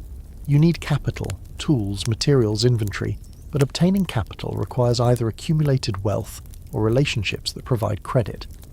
The barriers to entry are high, keeping economic activity concentrated in established hands. Trade networks extend surprisingly far despite these limitations. Farmers in western regions somehow get their products to eastern markets, where they're exported to Europe or the Caribbean. The mechanisms, chains of merchants, systems of credit, transportation networks, are elaborate and opaque to those not directly involved, but they work, moving goods across vast distances in a world without easy money or easy movement. The seasonal rhythm affects commerce as it affects everything else. Sales peak after harvest, when farmers have goods to trade. The slow months of winter see less activity. Merchants extend credit against the next harvest, carrying customers through lean times. The whole system moves to agricultural rhythms, because agriculture is the economic foundation. Prices are much more variable than modern consumers expect. The same good might cost different amounts in different places, in different seasons, from different sellers. Information about prices spreads slowly. Arbitrage opportunities exist but are hard to exploit. The modern assumption of roughly uniform prices across similar markets does not hold. The taxation system depends on this economy. The federal government, as mentioned, relies primarily on tariffs, taxes on imports collected at ports. State and local governments use property taxes, polls taxes, and various fees. The mechanisms for collection are crude. Tax evasion is relatively easy. Enforcement depends on community pressure as much as official action. As the day's transactions conclude, you return home carrying, or having credited to your account, whatever you needed. The exchange was complicated, time-consuming, embedded in social relationships. But it worked. Tomorrow or next month you'll do it again, building the web of commerce that sustains the community. Death is everywhere in 1789 America. It visits young and old, expected and unexpected, a constant presence that shapes how people live and what they believe. The mortality rates, the causes of death, the responses to dying, all differ so profoundly from modern experience that they require careful attention. Infant mortality is devastating. Perhaps 15 to 20% of babies die before their first birthday. The exact figures are uncertain, but the pattern is clear. Childbirth itself is dangerous. Infants who survive birth face threats from disease, malnutrition, accidents, and simple fragility. A family might lose several children in infancy, might watch babies weaken and die with no understanding of why. Childhood remains dangerous beyond infancy. Diseases we now prevent through vaccination, smallpox, measles, whooping cough, diphtheria, kill children routinely. Accidents happen, drownings, falls, animal attacks. Intestinal infections from contaminated water and food are common. A child who reaches adulthood has survived a gauntlet of threats that claimed many of their siblings and peers. Adult mortality is high by modern standards too. Childbirth kills women at rates that would be considered catastrophic today. Perhaps 1 in 8 women dies in childbirth over the course of their reproductive years. Men face occupational hazards, farm accidents, industrial injuries, maritime disasters. Both sexes are vulnerable to diseases that modern medicine controls or cures. Tuberculosis, typhoid, dysentery, various fevers whose exact causes remain mysterious. Life expectancy at birth hovers around 35 to 40 years, a statistic often misunderstood. This doesn't mean that adults routinely died at 40. It means that high infant and childhood mortality drag down the average. If you survived to adulthood, you had a reasonable chance of living into your 60s or beyond. But reasonable chance meant something different than it does now. Death could come at any age, and everyone knew it. The experience of death is intimate in ways modern society has lost. People die at home, surrounded by family. The dying person knows they're dying. Conversations about death are not avoided. Family members wash the body, dress it, sit with it through the night. The corpse remains in the home until burial, present in the space where life happened. Funerals are community events. The minister preaches a sermon that might last hours, drawing moral lessons from the deceased's life and death. Mourners gather, share grief, support the bereaved. The burial happens in a churchyard or family plot, and the grave is marked, maintained, visited. Here's a historical fact about death that surprises modern observers. Mourning was formalised in ways we've largely abandoned. Specific periods of mourning were expected. Widows might wear black for a year or more. Behaviour was prescribed. No parties, no frivolity, visible grief that announced the loss. These customs provided structure for processing grief, creating social spaces for mourning that modern informality has eliminated. The understanding of death is shaped by religion. Death is the gateway to eternal life, to heaven or hell, depending on one's spiritual state. The moment of death matters enormously. The good death, conscious and prepared, allows final prayers and farewells. Sudden death is particularly feared, not just for its shock, but for its spiritual danger, dying unrepentant, unshriven, unprepared. Children who die are mourned but also understood within religious frameworks that provide comfort. The child is with God now. The child has escaped the suffering of earthly life. The child will be seen again in heaven. These beliefs don't eliminate grief. Parents mourn intensely, but they provide meaning, locate death within a larger story of salvation and reunion. The frequency of death shapes psychology in ways we can barely imagine. You grow up expecting to lose siblings, children, spouses, friends. The funerals accumulate, the losses compound. Yet life continues. Work must be done. Children must be raised. Communities must function. The integration of death into normal life, its presence as constant background rather than exceptional intrusion, creates attitudes that modern, death-denying cultures find difficult to comprehend. Wills and inheritance matter enormously because death comes unexpectedly. A man might write his will when healthy, anticipating the death that could come at any moment. The distribution of property, the provision for widows and children, the settlement of debts. These legal matters carry practical weight. Dying without a will creates chaos. The laws of intestacy might distribute property in ways the deceased wouldn't have wanted. Cemeteries are different from modern memorial parks. The churchyard grave, marked by a simple headstone, keeps the dead within the community of the living. You walk past ancestors on the way to church. Their presence reminds you of mortality. The elaborate cemetery landscapes of later eras, garden cemeteries designed for contemplation and beauty, haven't developed yet. Death is closer, more immediate, less aestheticized. Medical futility shapes responses to illness. When someone falls seriously ill, the outcome is uncertain and often predetermined. You do what you can, the remedies we discussed earlier, but everyone understands that recovery is in God's hands. The family gathers, the minister visits, prayers are offered. Sometimes the sick recover, often they don't. The lack of effective treatment creates acceptance of what cannot be changed. This acceptance should not be confused with indifference. People in 1789 grieve as deeply as people in any era. They love those they lose, miss them, remember them. But grief operates within frameworks of meaning and expectation that differ from modern ones. Death is not an outrage against the natural order, it's part of the natural order, expected, prepared for, integrated into how life is understood. As you contemplate death in your 1789 existence, and you do contemplate it regularly, you're engaging with a reality that modern people successfully avoid most of the time. Death waits, inevitable, unpredictable in its timing, present in every community, every family, every life. You live knowing this, you plan knowing this, you love knowing this, and somehow life goes on. The material culture of death deserves attention. The headstones that mark graves carry symbols and texts that reveal attitudes, skulls and crossbones giving way to winged souls and willows, reflecting changing theologies. The iconography of death evolves, but death itself remains constant. Mourning clothes are expensive and important. A widow without proper mourning dress faces social sanction. The black clothing signals loss, marks the wearer as bereaved, demands appropriate response from community members.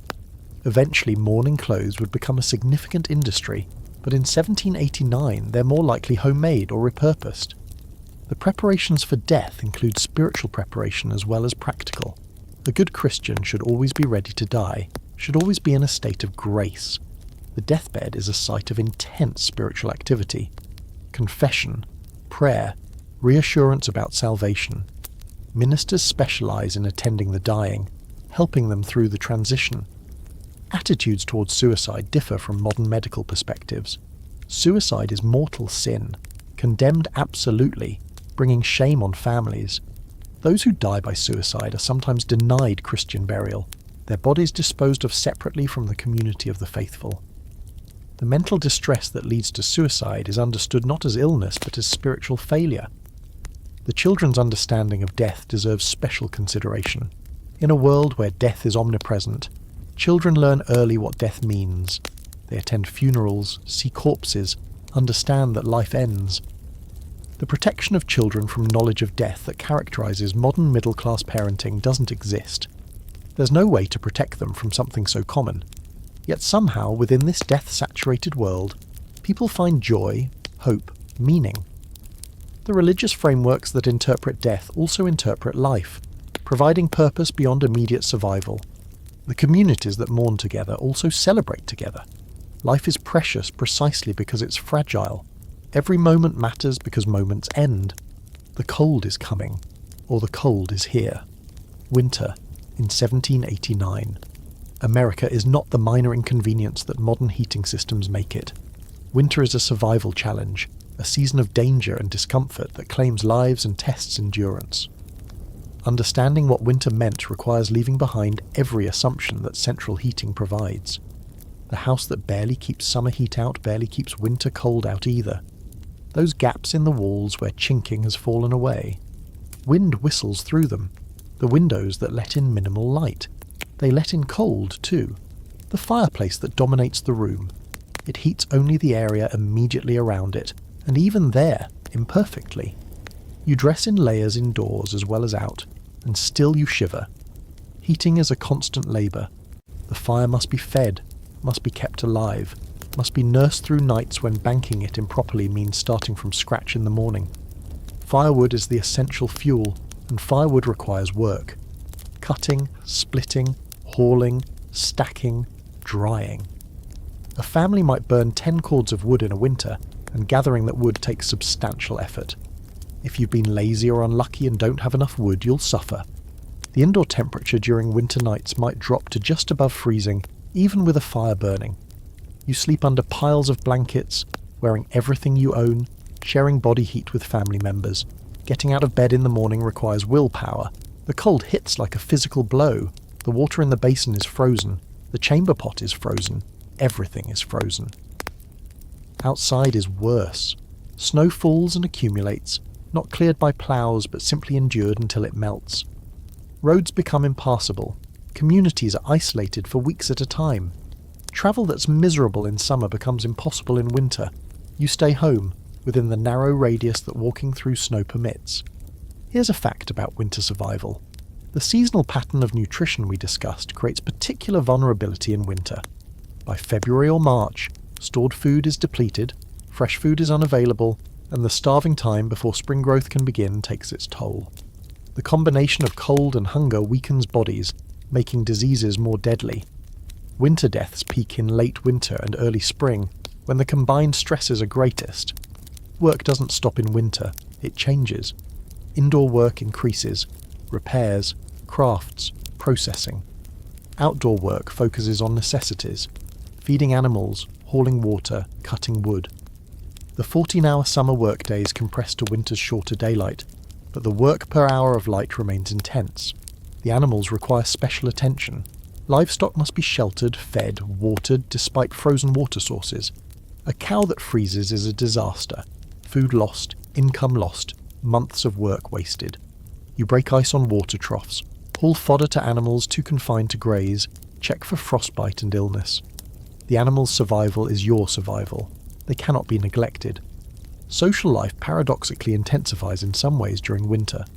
Confined to their communities, people gather more regularly for mutual support and entertainment. The evening gatherings we discussed, music, stories, games, happen more frequently when outdoor work is limited. Churches are full on winter Sundays. The walk to church through snow is a communal experience. The isolation of winter is also the intimacy of winter. But the dark takes its toll. Winter days in northern regions might provide 8 or 9 hours of light.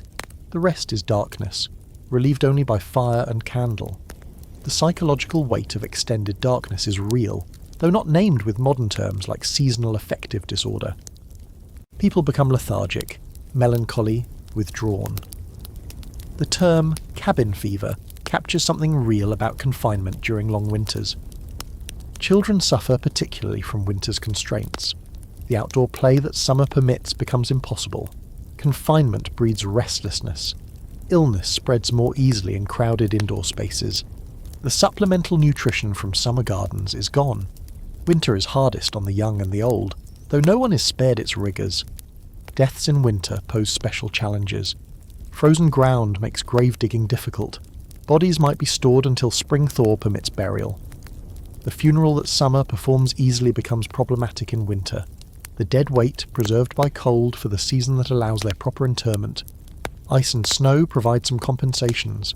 Ice enables preservation of food that would spoil otherwise. The ice house, if you have one, stores winter ice through summer months. Snow provides insulation for root cellars and buildings.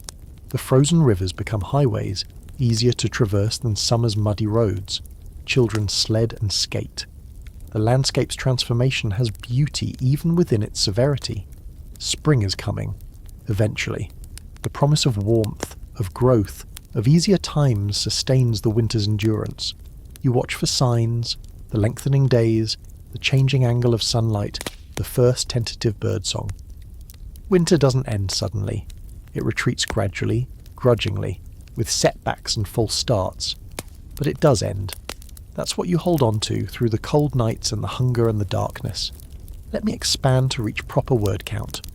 The geography of winter varies enormously across 1789 America. New England experiences brutal winters, deep snow, temperatures far below freezing, months of ice and confinement. The Mid-Atlantic has somewhat milder but still challenging winters. The South experiences cold that would seem mild to northerners, but still demands adaptation and preparation. The frontier regions, wherever they are, combine winter's challenges with distance from community support. Clothing technology limits winter comfort. The layers of wool and linen that constitute available fabrics provide insulation but imperfectly. Nothing is waterproof in the modern sense. Wet clothing takes hours to dry by the fire, and wet clothing in cold weather threatens hypothermia. The mittens and hats and scarves are homemade, varying in quality with the skill of the maker. Heating technology remains primitive. The fireplace, as mentioned, is inefficient. The Franklin stove represents improvement, but not everyone has adopted it. Bed warmers, metal pans filled with coals, passed under blankets before sleep, provide temporary relief. Hot bricks wrapped in cloth offer portable warmth, but nothing matches modern heating's ability to keep entire spaces comfortable. Food preservation reaches its limits in late winter. The salt meat is getting old, the stored vegetables are depleted, the flour barrel is nearly empty. This is the season of making do, of stretching, of eating things you wouldn't eat if better options existed. The creative cooking that makes something from almost nothing is a survival skill. Illness strikes more frequently in winter, and the limited medical options provide even less help than usual. Respiratory infections spread through crowded indoor spaces. The already weak, infants, elderly, those with chronic conditions, succumb more easily. Death's frequency increases along with winter's hardships. The psychological strategies for enduring winter deserve attention. Prayer and faith provide meaning within suffering. Community gatherings break isolation. Creative work, quilting, carving, storytelling, occupies the mind. The knowledge that this will end, that spring will come, sustains hope. People who live through many winters develop winter wisdom, strategies for body and mind that make endurance possible. The days grow longer, the ice begins to melt. Somewhere, something green pushes through the soil. Spring is arriving, and with it comes relief from winter's hardships, and the beginning of the year's most demanding labour. Spring in 1789. America is hope and exhaustion combined. The planting season waits for no one. There's a narrow window after the last frost before the summer heat, when crops must go in the ground. The timing is critical and uncertain. Plant too early and frost kills the seedlings. Plant too late and the crops won't mature before fall. You watch the weather, consult the almanac, talk to neighbours, and eventually you guess. Everyone guesses, and everyone hopes. The work of spring planting is back-breaking. Fields must be prepared, ploughed if you have a plough and animals to pull it, worked with hoe and spade if you don't. Seeds must be placed in the ground at proper depth and spacing, row after row, acre after acre, if you have acres. The repetitive labour continues from dawn until dark. Children help, women help, everyone who can work, works. Here's what spring means for the diet. The starving time is ending. Fresh greens appear. Dandelion greens, wild onions, the first garden vegetables. After months of salt meat and stored grain, the taste of something fresh is revelatory. The psychological lift from eating green things, the physical benefit from fresh nutrition, the simple pleasure of variety, spring provides all these after winter's deprivation. Animals are birthing, calves, lambs, piglets, chicks. The spring increase that will sustain the farm through the coming year. Each birth requires attention. Each newborn is both asset and responsibility. The livestock that survived winter must be transitioned to spring pasture, their condition assessed, their breeding outcomes evaluated. It's hopeful work, watching new life emerge, but it's also anxious work, knowing how much depends on survival. The house itself needs attention after winter's damage. The chinking that fell out must be replaced. The roof that leaked must be repaired. The garden that lay dormant must be prepared for planting. The accumulated grime of a winter spent huddled around fires must be cleaned. Spring cleaning is not a metaphor but a necessity. An annual renewal of living space. Health improves with the season. The diseases of winter recede as crowding decreases and fresh food returns. The sunshine that winter denied lifts mood and provides vitamin D. Bodies that were stiff from cold move more freely. The mortality rate that peaked in late winter declines as spring advances. Social life opens outward. The isolation of winter gives way to renewed contact with distant neighbours. The roads, once impassable, become merely terrible. Market days resume. Church attendance increases. News circulates more freely as movement increases. The community that contracted through winter expands again. But spring also brings its own dangers. Floods threaten as snow melts and rivers rise. Mud makes travel treacherous in different ways than ice. The diseases of one season give way to the diseases of another. Spring fevers are recognised patterns. Nothing is ever simply good. Every season has its challenges. The spring rituals matter, both practical and spiritual. Easter falls in spring, with its message of resurrection and new life that resonates with the season. Fast days give way to celebration, as communities gather to mark the survival of another winter. The gratitude is real. Not everyone made it. Young people's attention turns to courtship more visibly in spring. The gatherings that winter limited now expand, and young men and women assess potential partners. Marriages typically happen in fall or winter, after harvest provides resources, but the selection process happens now in the warmer months that allow greater social interaction. The work intensifies through spring. Planting gives way to cultivating, weeding, watering, protecting young plants from pests and weather. The garden demands daily attention. The fields demand regular visits. The animals require ongoing care as they recover from winter and begin their productive season. There is no rest. There's only different work. Time accelerates. The slow, dark days of winter give way to long days that never have enough hours. You're up before dawn and working until dark, trying to accomplish everything that the season demands. The leisure of winter evenings disappears. Exhaustion claims those hours now. You fall into bed depleted and wake too soon to start again. This is the rhythm of agricultural life. The intense labour of growing seasons, the relative respite of winter, the cycle repeating endlessly. It shapes bodies, shapes minds, shapes communities. The people who live this rhythm develop skills and attitudes adapted to it. Patience for winter, urgency for spring, endurance always. They're connected to the land in ways that modern disconnection from food production makes difficult to imagine. As spring deepens towards summer, the crops are in, the animals are thriving, the worst of winter's aftermath is addressed. The outcome remains uncertain. So much can go wrong between planting and harvest. But hope is reasonable now. You've done the work. The rest is weather and luck and providence. Word count 856. Let me expand to reach proper word count. The emotional dimension of spring deserves attention. After months of confinement, cold and scarcity, the arrival of warmth and growth lifts spirits in ways that go beyond practical improvement. There's joy in spring, perhaps the most reliably celebrated season, the time when survival seems possible, when the future seems open. Children in particular bloom with spring. Released from indoor confinement, they run and play in ways winter forbade. Their energy, suppressed through dark months, explodes into the longer days. The childhood that winter constrained reasserts itself, at least in the margins of work that still dominates. The planning that spring requires exercises different faculties than winter's endurance. What to plant where, how to allocate resources among competing needs, what risks to take, what caution to exercise. Spring is strategic in ways that winter is simply survival. The intelligence of farming reveals itself in spring decisions that shape the whole year's outcome. Trading increases with spring. The goods that accumulated through winter now move to market. What you made during confinement finds buyers now. The economic activity that winter suspended resumes, and the cash or credit it generates enables purchases for the coming season. The natural world itself provides entertainment and wonder in spring. Birds return from southern migration, their songs announcing the season's change. Flowers bloom, not cultivated flowers necessarily, but wild ones that announce spring's arrival. The transformation of the landscape from winter brown to spring green is dramatic and beautiful, a natural spectacle that modern people, surrounded by controlled environments, rarely experience so directly. Religious observance shifts with the season. The penitential tone of Lent gives way to Easter joy. The sermons emphasize resurrection and renewal. The community celebrates survival, thanks God for deliverance, prays for favourable weather. The integration of agricultural and religious rhythms is tight. The sacred calendar tracks the natural one. The day is ending.